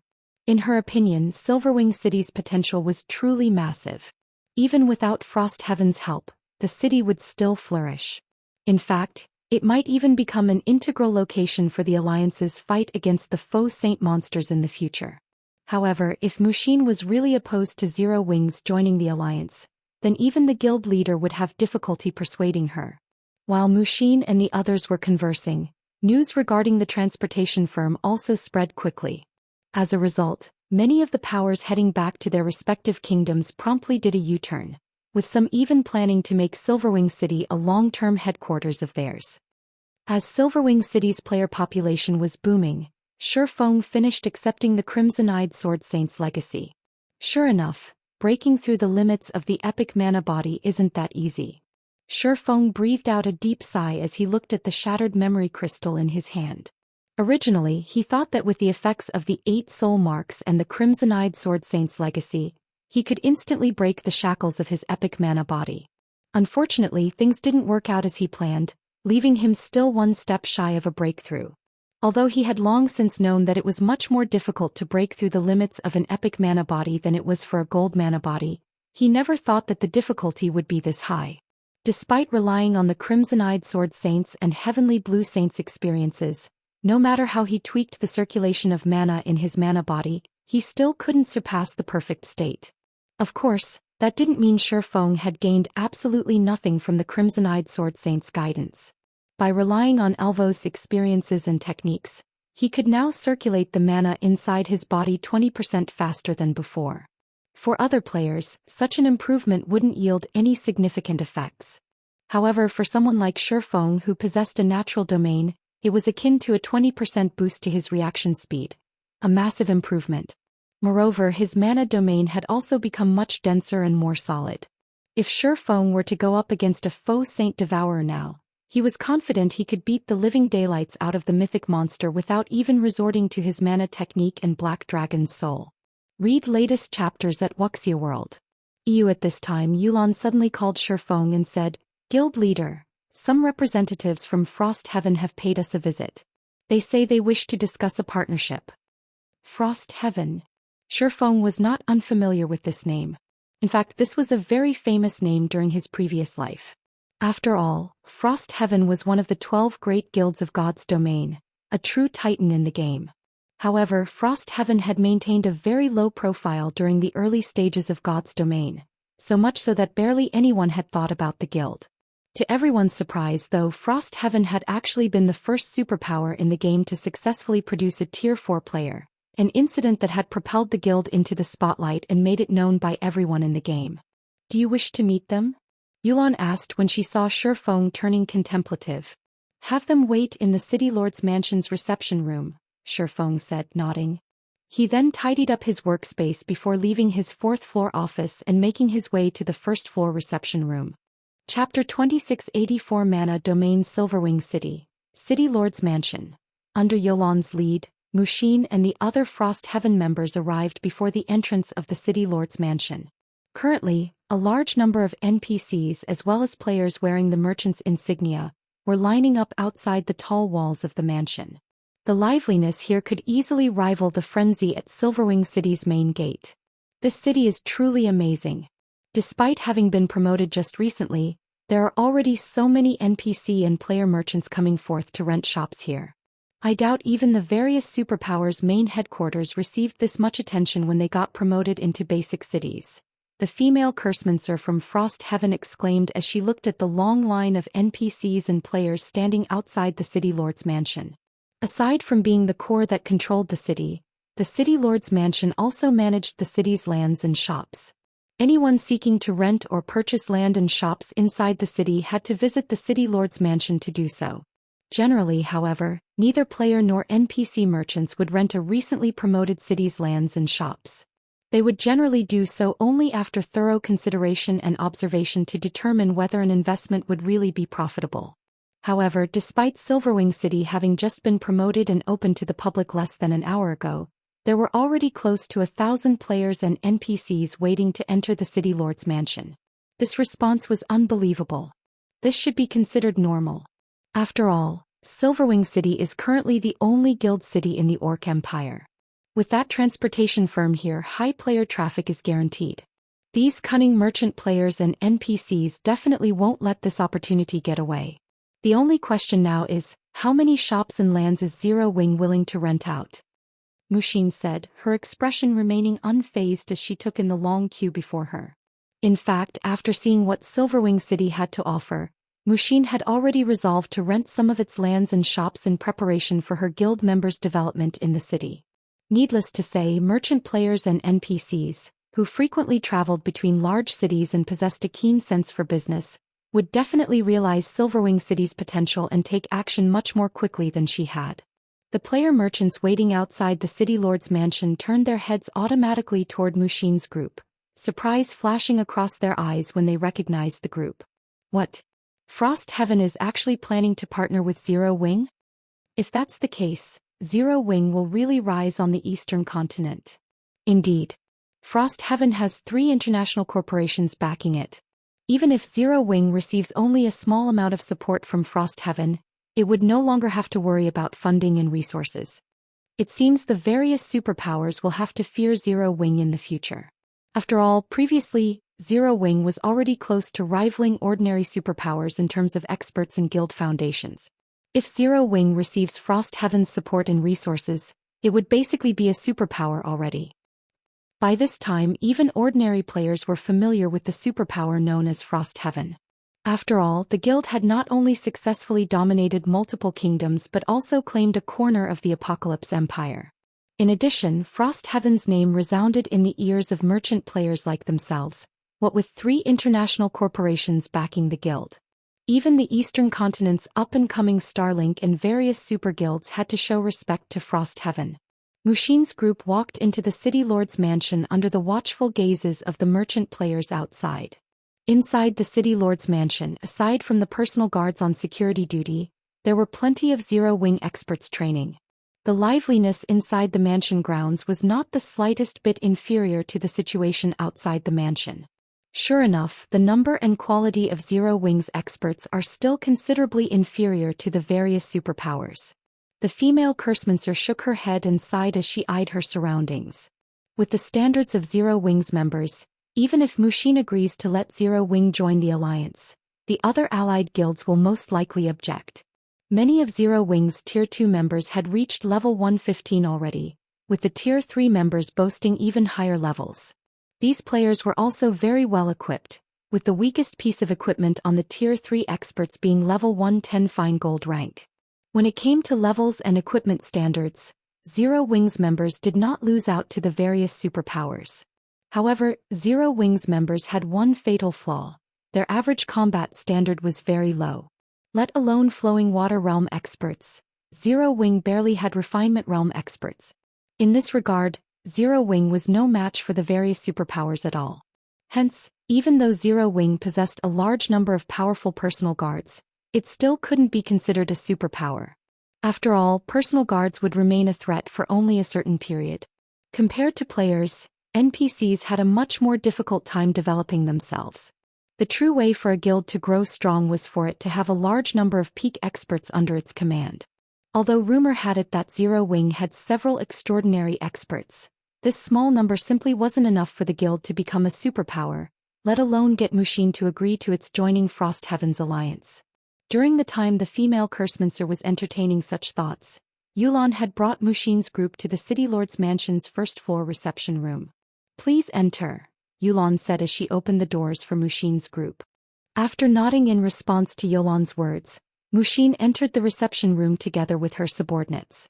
The instant Mushin and the others entered the reception room, however, their bodies immediately felt heavier. They also sensed that they had lost control over the mana around them, and it seemed as if they had entered another world. A mana domain. The female Cursemancer gaped in shock at Faux, who was currently seated inside the room. How is this possible? At this moment, let alone the female Cursemancer, even the other members of the Frost Heaven contingent were stunned speechless by the current situation. As Tier 3 experts, they knew very clearly what a mana domain was. After all, this was something they occasionally encountered when raiding Tier 4 monsters. Not to mention there were also Tier 3 skills and spells that allowed players to form a mana domain. Read latest chapters at Wuxia World. EU mana domains fell into 2 types, active and passive. Active-type mana domains were formed using skills and spells, while passive-type mana domains were formed without the use of skills or spells. Of the 2 types, the latter was generally an ability only NPCs at Tier 4 or above could grasp. However, the mana domain currently enveloping them clearly wasn't formed with a skill or spell. Instead, it was a byproduct of Feng's circulation of his own mana. In other words, this was a passive-type mana domain. This type of mana domain was the main reason why Tier 4 NPCs were overwhelmingly stronger than Tier 3 NPCs.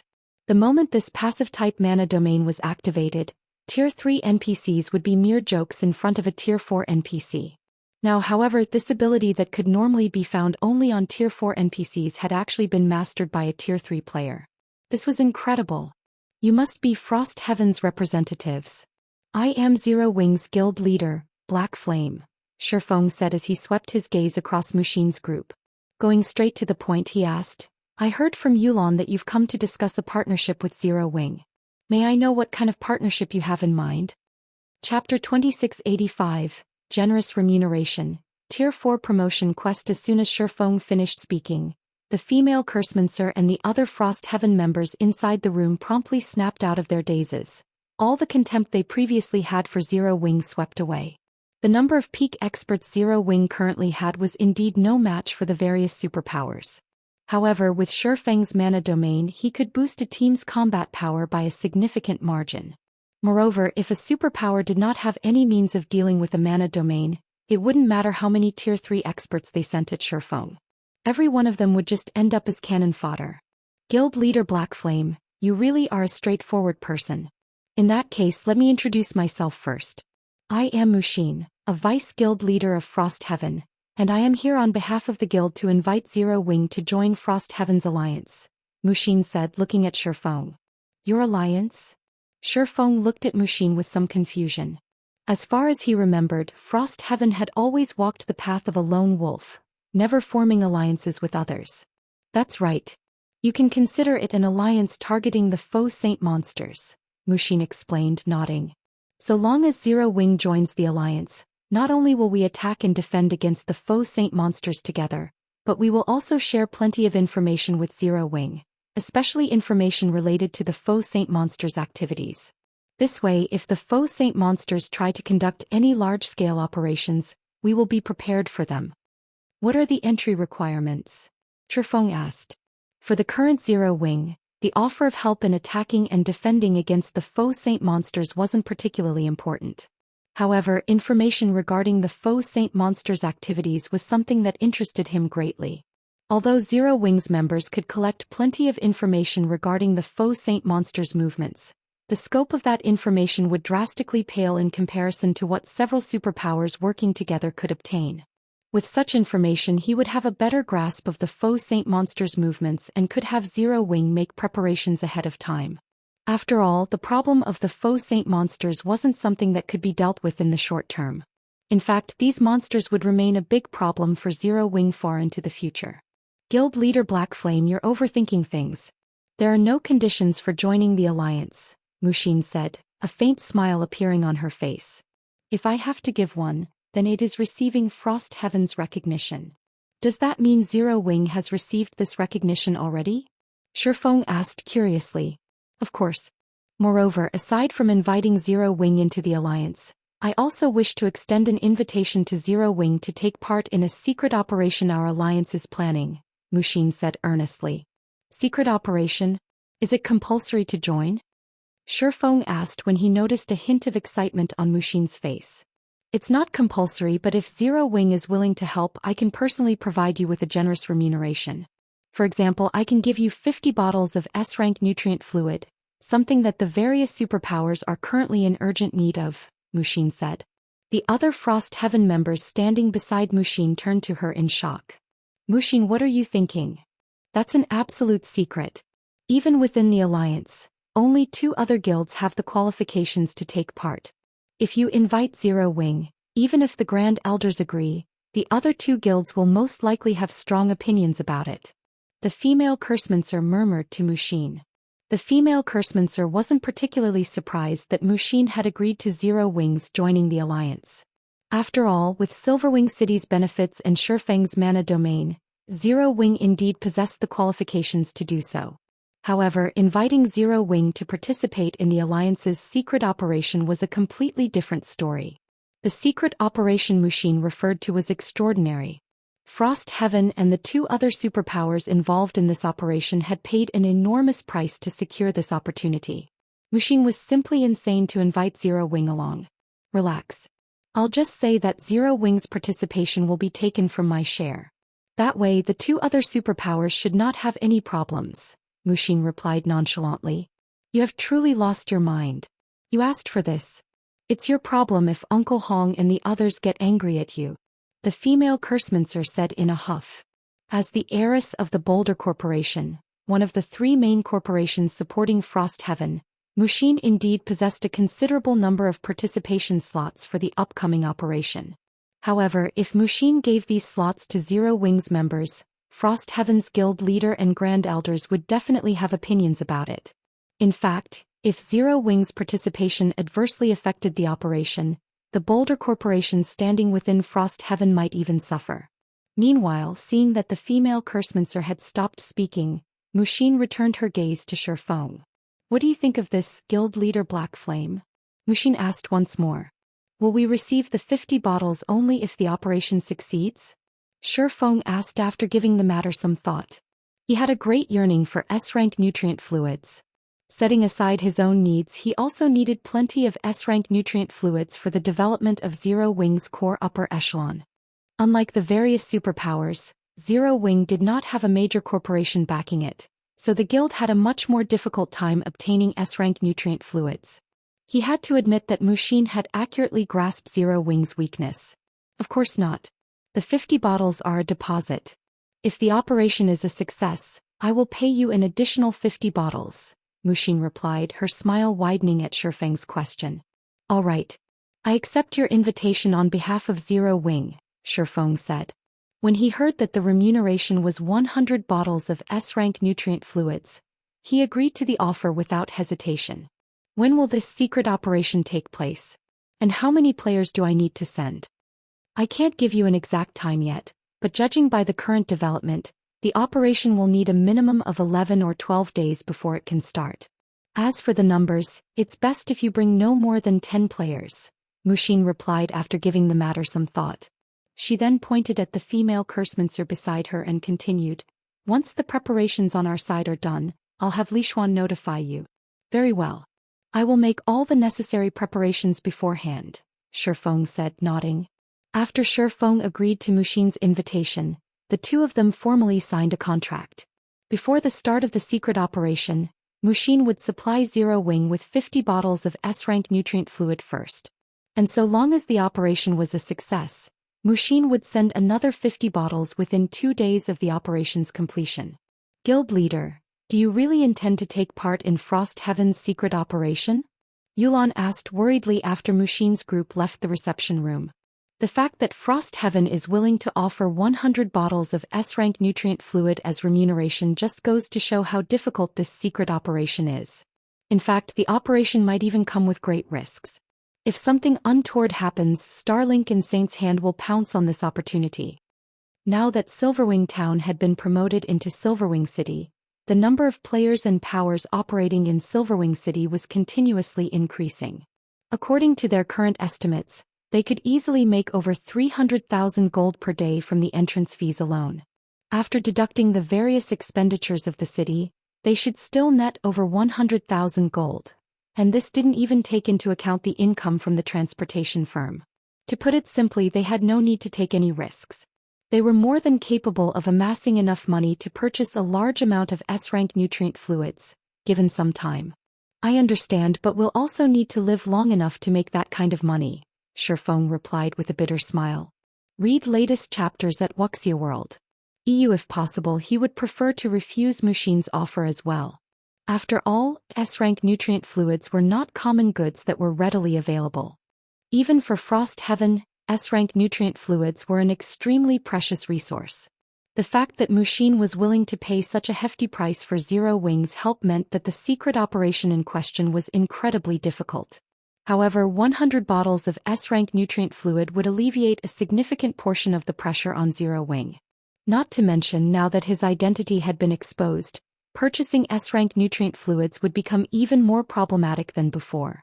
After Shi Feng finished conversing with Yulan and had assigned all the necessary work in Silverwing City, he stealthily made his way to the core room located on the City Lord's mansion's second underground floor. He then took out a tattered scroll from his bag. "Although I haven't made all possible preparations in order to ensure the success of my future operations, I have no choice but to get promoted as soon as possible." Gritting his teeth, Shi Feng unfurled the legacy scroll he obtained from the ancient Lich Sorok and chanted the incantation recorded on it. Chapter 2686, Legacy Land? As Shi Feng chanted the incantation recorded on the legacy scroll, the divine runes on the legacy scroll started releasing an array of colorful lights that brightly illuminated the dimly lit core room. Following which, the divine runes detached from the legacy scroll and linked up into a ring before Shi Feng. A short moment later, an incomparably dark vortex appeared within this ring of runes. The black vortex was 3 meters tall. Just its existence alone thinned out the mana within the core room considerably. The vortex was like an insatiable beast that devoured everything. Just how harsh is the environment in the Legacy Land? Feng was astonished when he sensed the incomparably thin mana around him. Originally, he had planned to challenge his Tier 4 promotion quest only after he had broken through the limits of his epic mana body. That way he would have a much greater chance of success. After all, unlike the promotion quests for lower tiers, the Tier 4 promotion quest did not have any difficulty options for players to choose from. How much improvement they gained from their Tier 4 promotion quest depended entirely on how much progress they made in the Legacy Land. Of course, there were also some differences between Legacy Lands. Naturally, the harsher the environment at a Legacy Land, the more difficult it would be for players to obtain their Tier 4 Legacy. However, searching for Tier 4 Legacy Lands was arduous. In fact, when challenging the Tier 4 promotion quest, players generally spent 90% of their time searching for a Legacy Land. In short, players would be very fortunate to come across a Legacy Land. They didn't have the luxury to choose between different Legacy Lands. Hence, luck played a considerably important role when challenging the Tier 4 promotion quest. With luck, one would find a good Legacy Land and have an easier time obtaining the Tier 4 Legacy. Without it, one would find a Legacy Land with an extremely harsh environment and might suffer failure as soon as they set foot into the Legacy Land. This was a situation Feng had faced before. After all, he had failed plenty of times at his Tier 4 promotion quest in his past life. Currently, although he couldn't determine what kind of Legacy Land the teleportation portal before him led to, judging by how the portal had devoured almost all of the core room's mana, he could tell that this Legacy Land had incredibly thin ambient mana. In fact, the ambient mana density in the Legacy Land should be even lower than that of the core room at the moment. However, before Feng could continue his observation, a series of system notifications entered his ears. System: you have opened the Legacy Lands portal. Please enter the portal within 3 minutes, or the portal will automatically close.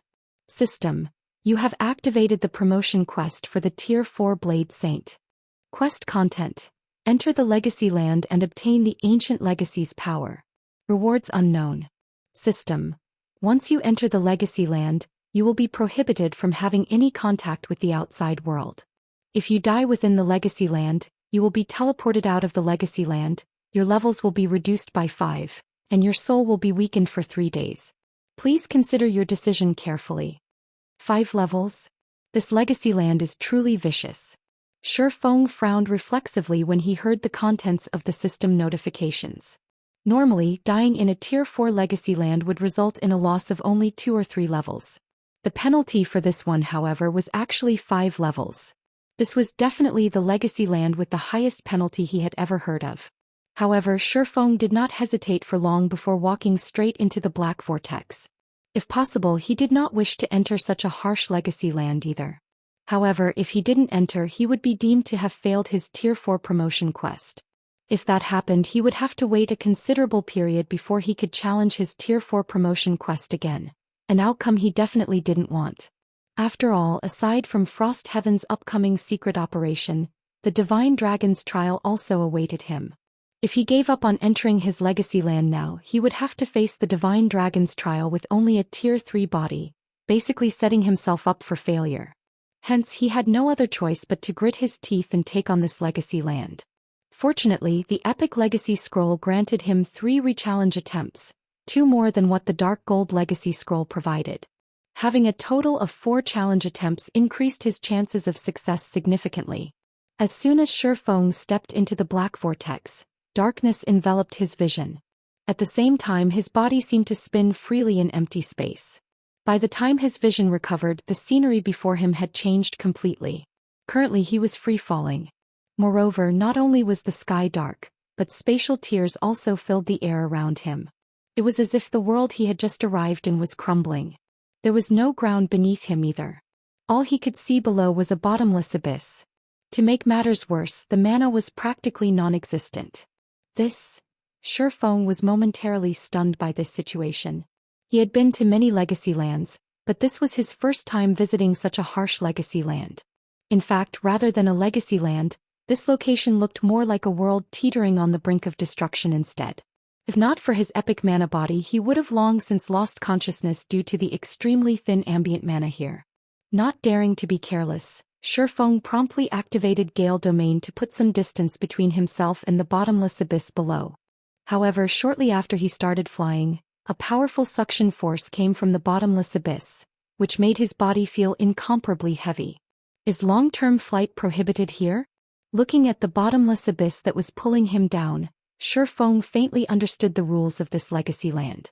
He immediately headed for the nearest cliff. 400 yards. 300 yards.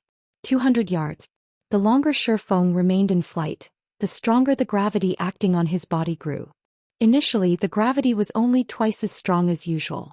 Eventually, though, it increased to more than tenfold. Moreover, it continued increasing by twofold every second. Not only did this situation cause his flying speed to decrease continuously, but it also made controlling his body increasingly difficult. Faster. I need to be faster. When the gravity approached unbearable levels, Feng desperately tried to reach the cliff beside the abyss. When less than 20 yards separated him from the cliff, his ability to fly suddenly got neutralized. As a result, he plummeted toward the bottomless abyss like a meteor. To make matters worse, the gravity acting on his body still kept increasing, which in turn accelerated his speed of descent. This won't do. At this rate, I'll die from the wind pressure before I even hit the ground. After free falling for a dozen seconds, Feng already found the increasing wind pressure pushing against his body unbearable. At this rate, he would most likely die after another few dozen seconds of free fall. He took out a bunch of advanced frost grenades from his bag and detonated them on his back. Along with the sounds of explosions, a series of ice flowers appeared in midair. Although Feng ended up losing over 20% of his HP and got himself covered in a layer of frost from the frost grenades, the impact of the explosions propelled his body a lot closer to the nearby cliff. However, despite the distance to the cliff narrowing, his complexion remained grim. After all, if he collided with the cliff at his current speed, he was still unlikely to survive. In the next moment, the armor Feng wore also started turning red hot. Just as he was about to crash into the cliff like a blazing meteor, he activated Heavenly Dragon's power, instantly increasing his basic attributes, defense and HP by a significant margin. He then unsheathed the abyssal blade and stabbed it into the cliff. Boom. After getting stabbed into the cliff wall, the abyssal blade tore the rocky surface as Feng continued sliding down. At the same time, his HP also started depleting rapidly. 75%, 60%, 30%. Fortunately, his body finally came to a grinding halt with his HP just below 500,000. After pulling himself out of the clutches of death, he breathed out a deep sigh of relief. If not for Heavenly Dragon's power, he really would have died just now. Is this really a legacy land? Confusion filled Feng's heart as he gazed at the bottomless abyss beneath him. Although legacy lands weren't known for their friendly environments, none of them had such a harsh environment either. Currently, he couldn't see any signs of life in this legacy land, let alone monsters. Aside from the bottomless abyss, the only other thing within sight were the cliffs surrounding it. He couldn't find any traces of an ancient legacy at all. Read latest chapters at Wuxia World. However, as Feng was trying to figure out what he needed to do in this legacy land, several thunderous roars came from the bottomless abyss. A short moment later, gigantic figures emerged from the abyss. And upon seeing these figures, Feng could not help being dumbfounded. How is this possible? Feng's eyes widened with astonishment as he gaped at these gigantic figures. After all, these figures belonged to the rarely seen dragon race. Meanwhile, these dragons had clearly discovered his presence already. Chapter 2687 Infant Black Dragons. Before Feng could snap out of his daze, the three black dragons with 60-meter wingspans flapped their wings and transformed into a blur as they flew straight at him. Infant Black Dragon. Dragon, Great Lord. Level 122 HP 4, 200, 000, 000/4, 200, 000. Crap. Feng cursed out loud when he saw the three infant black dragons zooming toward him.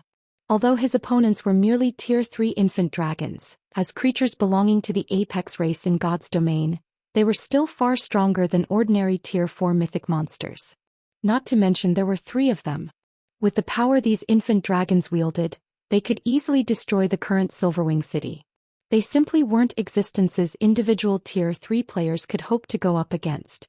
In fact, even Tier 4 players would have to take the long way around if they came across a force of 3 Tier 3 infant dragons. To make matters worse, not only was Faux currently stuck to a cliff, but an incredibly powerful gravitational force was also dragging on his body. Despite having Heavenly Dragon's power activated right now, he couldn't move his body normally. Clashing with these infant black dragons would simply guarantee an early death. He immediately unsheathed Killing Ray and stabbed it into the cliff wall as well. He then started climbing up the cliff with all his might using his 2 swords. However, the gravitational pull from the abyss was simply too powerful, and Faux could not climb quickly even if he wanted to. In the end, before he could climb 20 yards, one of the infant dragons had already arrived before him and sent its massive claw smashing at him. The speed of the claw was also so fast that his only option was to receive it. Scram! Faux bellowed as he swung the abyssal blade at the claw. The power the magic weapon carried so great that it even tore through space itself. When the abyssal blade came into contact with the infant dragon's claw, not only did the magic weapon repel the gigantic claw, but the force of the blow even pushed the infant dragon backward by more than 10 yards. This result shocked the infant dragon, and its golden eyes gazed at Faux in astonishment. As a member of the apex race that represented destruction, it had actually lost to a lower existence of the same tier in a direct confrontation. Normally, something like this should be impossible, yet this impossible feat had actually occurred just now. However, despite having repelled the infant dragon's attack, Faux did not show any signs of excitement at all. Due to the strength boost provided by the Heavenly Dragon's power and the Dragon's Domination passive skill, his strength indeed surpassed that of a level 122 infant black dragon. However, as he was currently stuck on the side of a cliff, the only thing he could do was passively defend against the infant dragon's attacks. He couldn't launch any counterattacks or run away. Meanwhile, Heavenly Dragon's power had a very limited duration. Once he lost the strength buff from the Berserk skill, he would have a much harder time coping with the infant dragon's attacks. As the repelled infant dragon roared angrily, another infant dragon appeared beside Faux and attacked him. While Faux had his hands full with the second infant dragon's attack, the first infant dragon, which had gotten repelled, actually opened its mouth and used dragon breath on him. Even with his current basic attributes, Faux did not dare take on the dragon breath of a true dragon. Gritting his teeth, he yanked Killing Ray out of the cliff and let the gravity drag himself down. When produced by a true dragon, a Tier 3 dragon breath carried enough power to rival even ordinary attacks at the peak Tier 4 standard. Moreover, dragon breath was an AoE attack, so defending against it with normal attacks was impossible. Although Faux had the option of using his mana technique, with how thin the ambient mana was in this legacy land, by the time he gathered enough mana to execute Light Shadow, he would have already been burned up by the infant dragon's dragon breath. Boom. In the next moment, a black beam struck at the spot where Faux was originally hanging and bored a hole into the cliff. As for Faux, after dodging the attack, he quickly stabilized himself further down the cliff. As expected of a true dragon breath, I'd probably get pushed back even if I used Light Shadow against it. Faux could not help his astonishment as he gazed at the massive hole that had appeared some distance above him. With just one attack, the infant black dragon had carved a hole with a 30-yard radius into the sturdy cliff. Faux, on the other hand, was just barely able to stab his swords into the cliff, even with the boost from Heavenly Dragon's power. Without the Berserk skill's help, he would be able to stab only half their length into the cliff at best. However, before Faux could fully appreciate the infant black dragon's Tier 3 dragon breath, the 2 other infant dragons used their dragon breaths on him as well. 2 black beams instantly shot at Faux, the range they covered making it utterly impossible for him to avoid them. Seeing this, Faux instinctively activated absolute defense to block the 2 dragon breaths. However, because the cliff he was clinging to got vaporized, he lost his foothold and started plummeting toward the bottomless abyss once more. It seems it's over. Faux could not help a bitter smile when he looked at the bottomless abyss beneath him, then the 3 infant black dragons chasing after him. Not only was there a bottomless abyss that exerted an insane gravitational pull on him, but there were even 3 infant black dragons roaming the area. The difficulty of this legacy land was simply unheard of. He couldn't even keep himself alive for more than a few minutes in this legacy land, much less search for the ancient legacy hidden here. In other words, this legacy land was basically made to toy with players seeking to challenge their Tier 4 promotion quest. However, just as Faux was mentally preparing himself to give up on his Tier 4 promotion quest, several gleaming lights suddenly appeared on the pitch-black cliff. The lights carried a faint hint of divine might that made his soul shudder involuntarily. The ancient legacy fragments? Shock and excitement flashed in Feng's eyes when he looked at the fading lights. Just now he'd concluded that this legacy land was a prank on players. However, it now looked like that was not the case at all. Although the gleaming lights coming from the cliff had soon vanished from sight due to his rapid descent, he was certain he had sensed divine might coming from those lights. The Tier 4 promotion quest was basically a quest for players to enter a legacy land and obtain as much of their legacy's power as possible.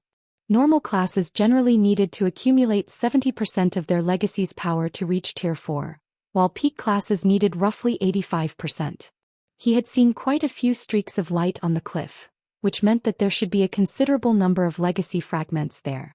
If he could reach that location, he might be able to obtain enough legacy power to complete his promotion quest. After reaching this conclusion, Faux abandoned the idea of giving up on this legacy land. Locating the legacy fragments hidden within a legacy land was generally incredibly difficult and time-consuming. Now that he knew where they were, he naturally couldn't give up without trying. However, despite his change of mind, thinking back to the 3 infant black dragons gave him a huge headache. Read latest chapters at Wuxia World. It might have been fine if his opponents were any other Great Lord-ranked monsters. In fact, even if he had to go up against 3 Tier 4 mythic monsters simultaneously, he was confident he could collect the legacy fragments while keeping himself alive. However, going up against 3 Tier 3 dragons simultaneously was simply too much. In fact, 1 infant black dragon would most likely be more than enough to whittle him to death within a short time. After all, the gravitational pull the abyss exerted was simply too powerful. While subjected to this gravitational pull, he couldn't bring out even half of his strength. At the same time, he didn't have any footholds he could shift to, which made dodging and blocking the infant dragon's attacks extraordinarily difficult. No, that's not right. So long as I can create a sufficient number of footholds, it might be possible to go up against 3 infant black dragons simultaneously with the dragon's domination's effects. While free-falling down the cliff, Faux suddenly recalled the gigantic holes the infant black dragons created. If he could carve out a sufficiently spacious path into the cliff, then defending himself against the 3 infant dragons wouldn't be an impossible dream. After thinking up to this point, he no longer waited for the abyss's gravitational pull to kill him. Instead, he took out the epic legacy scroll from his bag and activated it, starting another challenge for this legacy land. Chapter 2688. Legacy Land's True Purpose. As soon as Faux activated the legacy scroll, darkness enveloped his vision once more, and the world seemed to spin around him. Everything was just like how he first walked into the dark vortex in the core room. The legacy scroll was a treasure highly sought after by the various superpowers, something they were willing to trade even fragmented legendary items for. And it was so coveted because it allowed players to re-challenge the same legacy land. While this function might not seem like much, it was heaven sent for players challenging their Tier 4 promotion quest. Normally, players had only one opportunity to challenge a legacy land.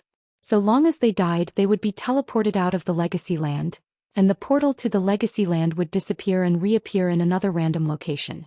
Even if players found another legacy land portal later on, the chances of that portal leading to the same legacy land were abysmally low. Hence, it was almost impossible to challenge the same legacy land twice, which in turn made it impossible to learn from experience. For players, the difference between having a lot of experience when challenging a legacy land and challenging it cold was massive. Their chances of successfully clearing their Tier 4 promotion quest would skyrocket if they had foreknowledge of their legacy land. Hence, the various superpowers in the past had been willing to go as far as exchanging fragmented legendary items for legacy scrolls. In the eyes of ordinary players, this transaction would seem somewhat stupid.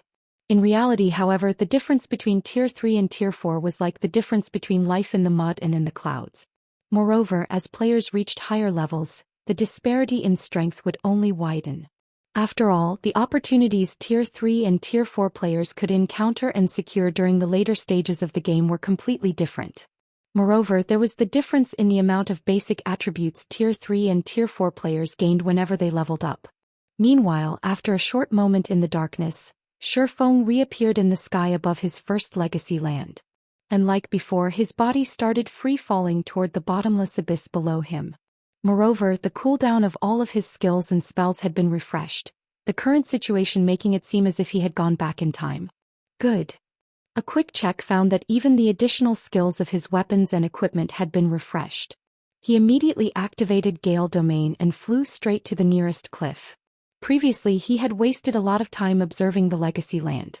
As a result, by the time he activated Gale Domain, the gravitational force acting on his body had already increased considerably, which had, in turn, reduced his speed and maneuverability by a significant margin.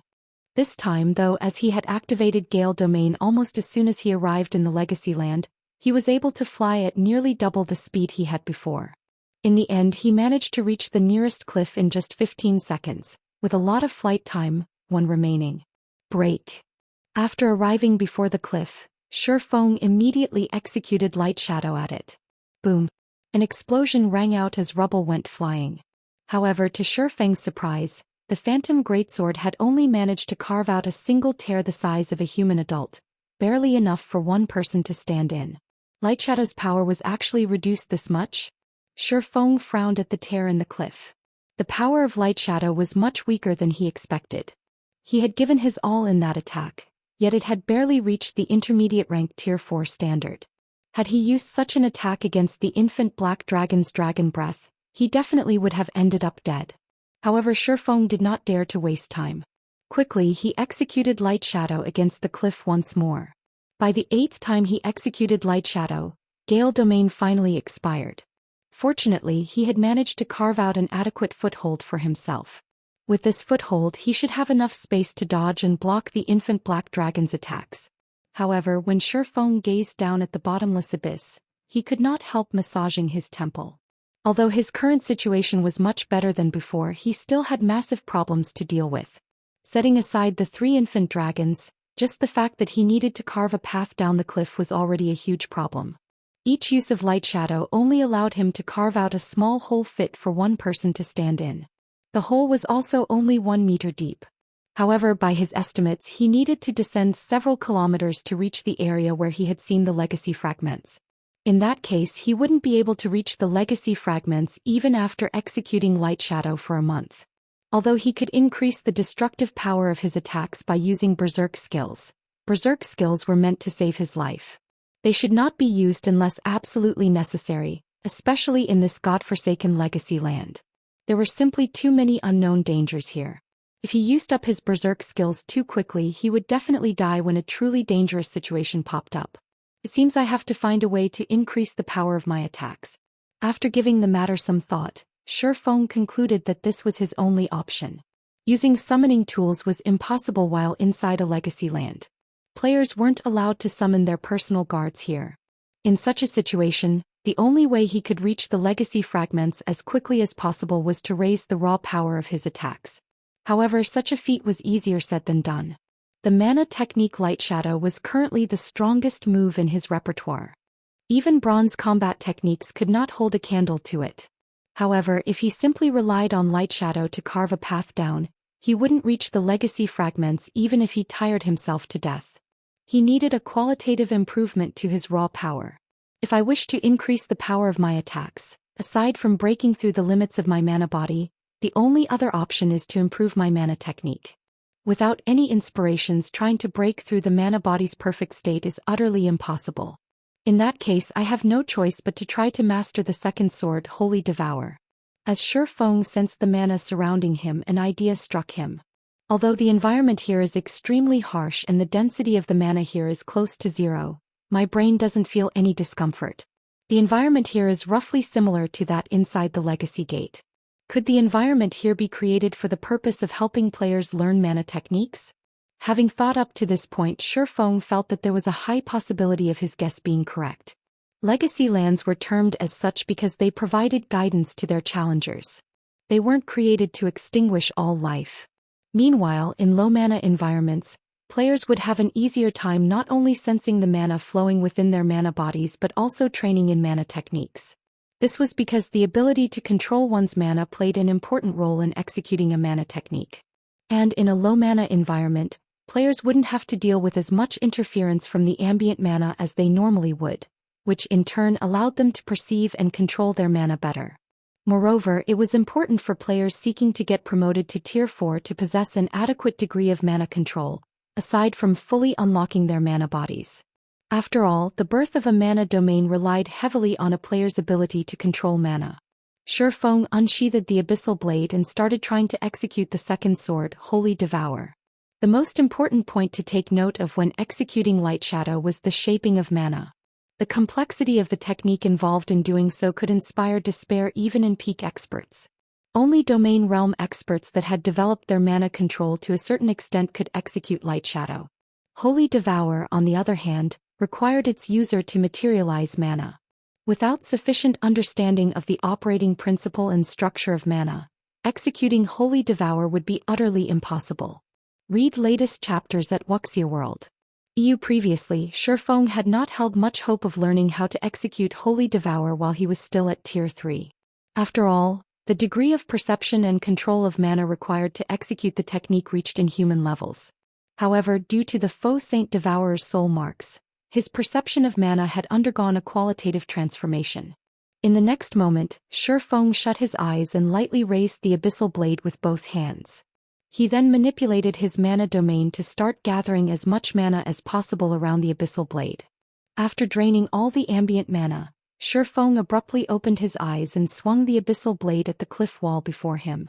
Holy Devour. Chapter 2689.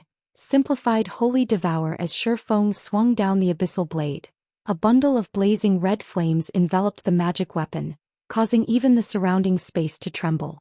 In the next moment, the blazing red flames devoured the cliff wall before him. Boom!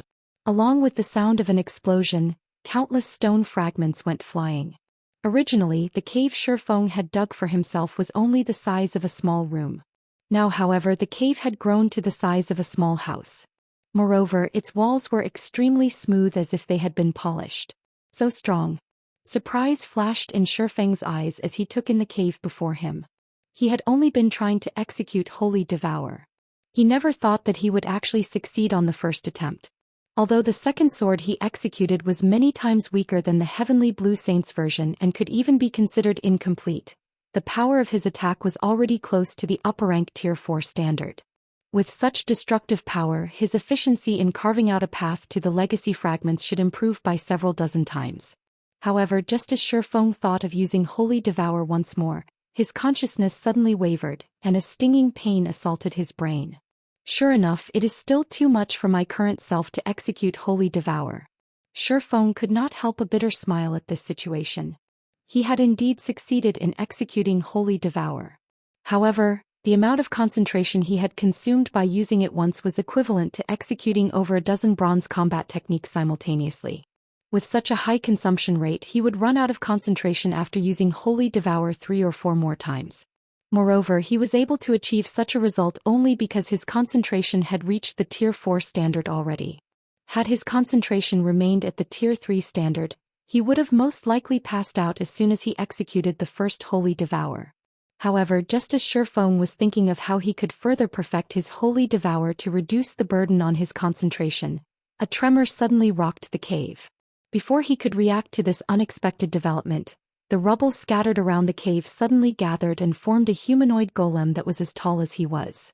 The moment the golem took shape, it released a frightening pulse of mana that froze the ambient mana, making it impossible for him to manipulate the ambient mana at all. Outer Path Guardian. Non-elemental creature, Grand Lord. Level 121 HP 53, 500, 000/53, 500, 000. A non-elemental creature? Faux was a little surprised when he saw the Outer Path Guardian. He'd never heard of the non-elemental creature label before. Normally, if a monster wasn't an elemental creature, they would be labeled with their race, such as giant, elf, wild creature, orc, and so on. Before Faux could properly digest this situation, the Outer Path Guardian suddenly appeared before him. Its two arms then transformed into razor-sharp rock blades that cut at him. The attack speed it displayed surpassing that of ordinary Grand Lords and nearly rivaling mythic monsters. However, Faux was no pushover either. With his extraordinary combat standard and basic attributes, even mythic monsters of the same level would have difficulty landing attacks on him, let alone a Grand Lord whose speed was merely close to rivaling mythic monsters. In the next moment, Faux brandished the abyssal blade. Sword's transmigration. In the blink of an eye, Faux deflected over a dozen attacks. Immediately afterward, he sent a counterattack cutting at the Path Guardian. In the next moment, a pitch-black sword light cut at the Path Guardian's body. A metallic clang echoed in the cave as the sword light came into contact with the Path Guardian. However, to Feng's surprise, not only did his attack fail to injure the Path Guardian, but the impact even made himself stumble half a step back. The abyssal blade he wielded also vibrated violently as if it had just struck on an impenetrable wall. What kind of monster is this? Feng stared at the outer Path Guardian in astonishment. The abyssal blade was capable of cutting through even the skin of superior mythics, yet not only did the magic weapon fail to scratch the outer Path Guardian's body, but the Grand Lord didn't even lose a single HP from the attack. The Guardian's defense was simply heaven-defying. Regardless of Feng's surprise, the Path Guardian did not stop its actions, launching attacks at him one after another. Even after fighting for several minutes consecutively, the Path Guardian showed no signs of weakening or slowing down at all. It was like a tireless machine. Although Feng had landed over 100 attacks on the Path Guardian, he had failed to cause any damage whatsoever to the Grand Lord. Even Light Shadow was useless against it. Is it invulnerable? Feng's head ached as he continuously deflected the Path Guardian's attacks. Previously, he had seen hope of obtaining the legacy fragments. He never imagined that a monster like the outer Path Guardian would appear after he destroyed the cliff wall. Despite the Path Guardian having only a little over 50 million HP, which was very low for a level 121 Grand Lord, he actually failed to make a dent. At this rate, he would collapse from exhaustion before he could even secure the legacy fragments. Time passed quickly. Before Feng realized it, over a dozen minutes had elapsed already. However, despite having attacked every possible weak point he could find on the outer Path Guardian, he still hadn't damaged the Grand Lord. To make matters worse, the frozen ambient mana meant that he experienced none of the recovery effects he would normally experience when surrounded by mana. He would collapse from exhaustion after another hour of fighting at this rate. Screw it. Feng gritted his teeth and gripped the abyssal blade with both hands before executing Holy Devour against the outer Path Guardian. If even this is no good, I'll have no choice but to use Berserk skills. Holy Devour was currently the strongest move he could execute without transforming into a Black Dragon King. If even Holy Devour was incapable of harming the Path Guardian, he would have to use a Berserk skill to boost his strength further, something he wished to avoid doing if possible. Immediately, a scorching inferno engulfed the outer Path Guardian. Boom. In the next moment, the Path Guardian's body shot out of the blazing inferno like a cannonball and smashed into the back of the cave. Cracks formed on the Path Guardian's originally invulnerable body, and the Grand Lord's HP also fell by over 3.7 million. It was effective. Feng was surprised as he looked at the Path Guardian lying on the ground. Previously, even Light Shadow failed to damage the outer Path Guardian. However, not only did Holy Devour succeed in damaging the Path Guardian, but its effects even far exceeded his initial expectations. Did I break through its defensive limit? Feng wondered. However, he quickly shook his head and denied the thought. No, that's not right. Even if my attack exceeded the Guardian's defensive limit, it shouldn't have produced such overwhelming results. He had plenty of experience in surpassing a monster's defensive limit. Hence, he knew that exceeding a monster's defensive limit wouldn't allow him to suddenly go from dealing 0 damage to dealing over 3.7 million damage. Moreover, normally, even if one failed to exceed a monster's defensive limit, the monster should still receive some form of damage after receiving an attack. A non-elemental creature, a mana screen and Holy Devour? Feng continuously racked his mind as he watched the outer Path Guardian slowly standing back up. Although he had successfully damaged the Path Guardian already, in his current state he could execute Holy Devour only 1 or 2 more times. Hence, his situation remained dire. It was necessary for him to identify the reason why he had succeeded in damaging the Path Guardian. Otherwise, even if he activated his Berserk skill, he would only end up wasting it. Following which, Faux arrived before the Path Guardian and executed Light Shadow against it. However, just like the last time he had used the mana technique, he failed to inflict any damage on the Grand Lord. Since Light Shadow is ineffective against it, I'll have to use another method. Seeing the Path Guardian slashing its two blade hands at him once more, Faux sidestepped, then slipped behind the Guardian. He concentrated his mana within the Abyssal Blade as if he were executing Holy Devour, but did not let any of the mana escape the magic weapon. Consequently, instead of a blazing inferno, only a small layer of flames appeared around the Abyssal Blade as he sent the magic weapon slashing down at the Path Guardian's back. In the next moment, the Abyssal Blade actually cut into the Path Guardian's sturdy body, inflicting over 1.6 million damage on the Grand Lord.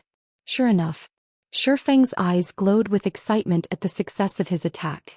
After seeing that Holy Devour was highly effective against the Path Guardian while Light Shadow was completely ineffective, it was clear to Feng that the Path Guardian's defensive limit had nothing to do with why one could deal damage to it while the other couldn't. Instead, the reason for this situation lay in the difference between the two techniques. The method of utilizing mana. Light Shadow was a technique that gave shape to mana, whereas Holy Devour was a technique that caused mana to go berserk before materializing it to exhibit a frighteningly destructive power that could destroy even the very essence of matter. Currently, although he did not fully execute Holy Devour, he had materialized his mana and concentrated it on the Abyssal Blade. By doing so, he was able to drastically reduce his consumption of mana and concentration while still utilizing the effects of materialized mana. Only, the raw power and scale of his attack were considerably smaller compared to those of the real Holy Devour. Basically, he had executed a simplified version of Holy Devour. Meanwhile, after achieving success once, Feng promptly started bombarding the Path Guardian with attacks. In terms of combat power, the Outer Path Guardian was significantly inferior to ordinary mythic monsters. The only thing that made it a challenging foe was the fact that it could be damaged only after certain conditions were met.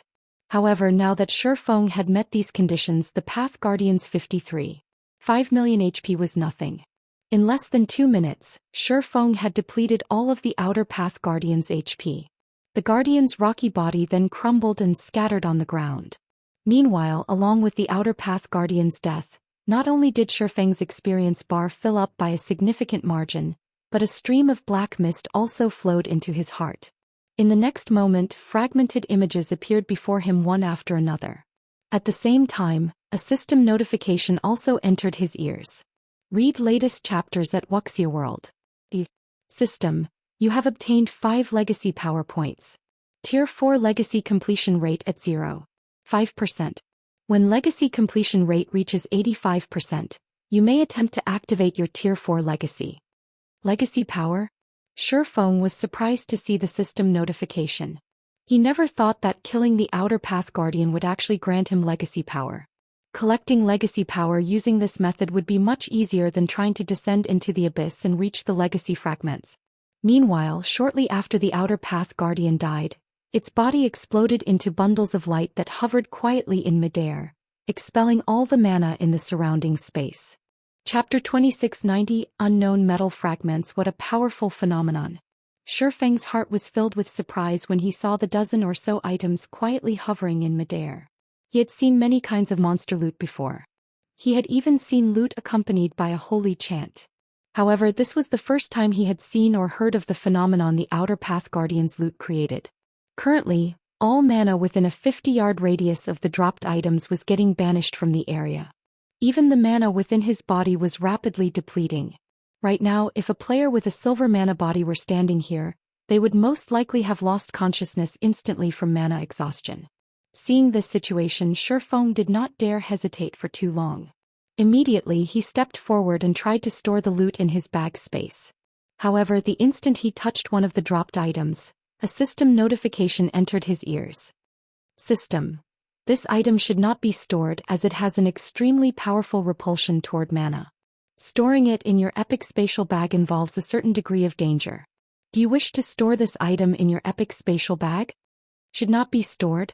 Feng was quite surprised at the system notification. However, despite his surprise, he still chose to store the loot in his epic spatial bag. After all, he would lose his life if he didn't put the items into his bag space and allowed the mana repulsion field to continue existing. As he stored the items in his bag one after another, the mana environment within the cave gradually recovered. Upon seeing this, he could not help a sigh of relief. How close. These items truly are strange. Had I been a few seconds later in taking action, they probably would have drained all my mana. Sitting down, Faux shuddered involuntarily as he checked the 15 new items inside his bag space. Previously, the Outer Path Guardian was already plenty astonishing, as it could actually freeze the mana around it, preventing players from using the ambient mana. For players that relied heavily on skills and spells during combat, this was a fatal ability. However, these dropped items were even more amazing. They had directly banished all the mana within a 50-yard radius. Not even the mana within his body was exempt. This situation was simply unheard of. If players encountered these extraordinary items without any means to store the items, they would definitely meet their deaths. Despite Faux's wariness toward these items, he could not hold back his curiosity and started inspecting them. After he used his identification skill on these items, he was stunned. He couldn't appraise any of these 15 metal fragments. Even after he activated omniscient eyes, all he got was that these metal fragments were named as unknown metal fragment, and that they were originally part of a weapon. Prep. What kind of weapon was it? Isn't it a little too amazing? Just its fragments alone are so powerful already. Even legendary weapons are not that powerful. Faux was astonished when he saw the little information omniscient eyes obtained. In God's domain, legendary items usually deteriorated into fragmented legendary items because their core component had suffered damage, which prevented them from exhibiting their true might. However, if a legendary weapon got shattered into numerous fragments, rather than becoming multiple fragmented legendary weapons, the legendary weapon would become garbage. Only if the shards were recast and more material was added was there a chance of them becoming a fragmented legendary weapon. Yet, despite not having undergone any rework, the fragments in his bag still exhibited such a powerful mana repulsion effect. Even the strongest legendary weapons he had heard of were unlikely to be so powerful. However, Faux did not dwell on the metal fragments. After getting enough rest, he left them sitting inside his bag space and resumed attacking the cliff wall. Since he now knew that the Outer Path Guardians provided legacy power and that the Guardians spawned from the rubble of the cliff, he naturally wouldn't let this opportunity to kill two birds with one stone get away. However, despite Faux repeatedly using Holy Devour on the cliff wall, not every attack of his caused an Outer Path Guardian to spawn. Roughly one Guardian spawned for every 3 or 4 attacks he executed. As a result, his accumulation of legacy power wasn't going as fast as he initially expected. Moreover, because of the legacy land's harsh environment, which severely hampered stamina and concentration recovery, Faux's recovery rate wasn't particularly fast despite the high-ranking foods and beverages he consumed. At best, it was like he was resting inside an ordinary town. Fortunately, he was familiar with the harsh environments of Tier 4 legacy lands and had made preparations beforehand. Long before he could challenge his Tier 4 promotion quest, he had already tasked Melancholic Smile with stockpiling a large amount of high-ranking foods and beverages in the guild's warehouse for both himself and the rest of the guild's core upper echelon. Hence, he currently had more than enough high-ranking foods and beverages to last him for 2 whole months. As Faux relentlessly attacked the cliff and killed Outer Path Guardians, his experience bar filled up rapidly. His mastery over the simplified Holy Devour also improved. Only as the number of Outer Path Guardians he killed increased, the number of unknown metal fragments he obtained conversely decreased. Initially, each kill yielded him more than 10 fragments. Eventually, that number dropped to single digits. Now he got just 1 or 2 from every kill. As Faux progressed down the cliff, he had unknowingly spent 9 days inside the legacy land. After 9 days of constant grinding, Faux had reached level 124. If not for Demon God Atlok's soul curse, he would have already reached the level 125 threshold. As for the accumulation of legacy power, he had reached 83% completion rate already, just 2% away from the minimum requirement to activate his Tier 4 legacy. As for the unknown metal fragments, he had collected a total of 96. Meanwhile, a lot had also happened in the outside world during these 9 days. Thanks to the 50 bottles of S-rank nutrient fluids Muxin provided as a deposit, Faux could afford to consume 1 bottle per day, meeting the energy requirements of his brain. His body's condition also improved considerably. However, if he wished to recover to his peak state, he still needed life potions. Aside from that, Zero Wing's main force members also started exiting the spatial maze one after another. However, as Fire Dance, Aqua Rose, Gentle Snow and 24 or so other players had taken different paths midway through the maze, they remained trapped inside. Along with the return of the majority of Zero Wing's main force, the prosperous Zero Wing flourished even more. After returning to the eastern continent, Zero Wing's main force members continuously raided large-scale and super-large-scale team dungeons, enriching the guild warehouse with plenty of rare materials. Including the rare materials brought back from the western continent, Melancholic Smile and the others produced batch after batch of level 120 weapons and equipment. Now, when it came to level 120 weapons and equipment, Zero Wing surpassed the various superpowers. For a time, Zero Wing entered the spotlight of the neighboring kingdoms and empires, and many expert players and well-known adventurer teams applied to join Zero Wing. However, during all of this, a very shocking matter got exposed. The true identity of Zero Wing's mysterious guild leader, Black Flame. When this information spread, it shocked the Eastern continent's various powers. This was especially true for Unyielding Soul, Crimson Emperor and the Secret Pavilion superpowers that were partners of Zero Wing. None of them had ever thought that Zero Wing was truly a guild that had no background whatsoever and that a youth like Faux had developed it from scratch. God's Domain's various powers no longer feared Zero Wing. Many powers started secretly targeting Zero Wing's internal members. At the same time, they spent huge sums to snatch the Heaven's Rumble Training Center's disciples and customers of Zero Wing's virtual combat platforms. They even offered astronomical prices to poach Zero Wing's core members, resulting in a brain drain of Zero Wing's internal members and core members day after day. Guild Leader, another dozen core members have applied for withdrawal today.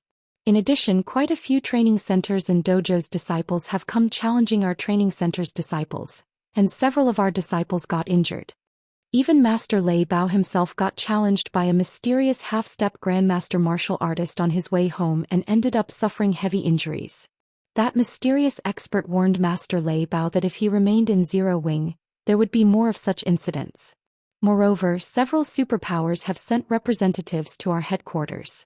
They say that so long as we let them become shareholders of Zero Wing, they'll make all these problems go away, Liang Jing reported in frustration.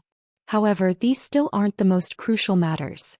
The biggest problem is that the suppliers that previously provided us with S-rank nutrient fluids and state-of-the-art training facilities now refuse to do business with us. Moreover, nobody is commissioning our guild for tasks anymore. At this rate, we can only rely on exchanging coins for credits to maintain our guild's daily operations. Read latest chapters at Wuxia World. I understand. For now, make use of Silverwing City's income to fill in the gaps, Faux said, nodding. Also, did you find out which superpower sent that expert that injured Lei Bao? I checked with the Secret Pavilion. Although the other party hid themselves quite thoroughly, the Secret Pavilion still managed to find out who sent that expert.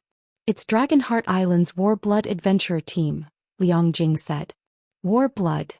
In an icy tone, Faux said, it seems these superpowers really think Zero Wing is some kind of pushover. Do they honestly believe I can't do anything against them? Guild Leader, we don't have the home ground advantage on Dragonheart Island. Moreover, Starlink and a few other superpowers have partnered with Warblood. They also have a medium fortress. Right now, our forces are tied up defending Silverwing City and Stone Forest City. If we dispatch a large number of experts to Dragonheart Island, I'm afraid. When Liang Jing heard Feng's words, she hurriedly tried to dissuade him from taking any rash actions. I know. I'll handle this matter myself, Feng said calmly before hopping back into his virtual gaming cabin and logging into God's Domain.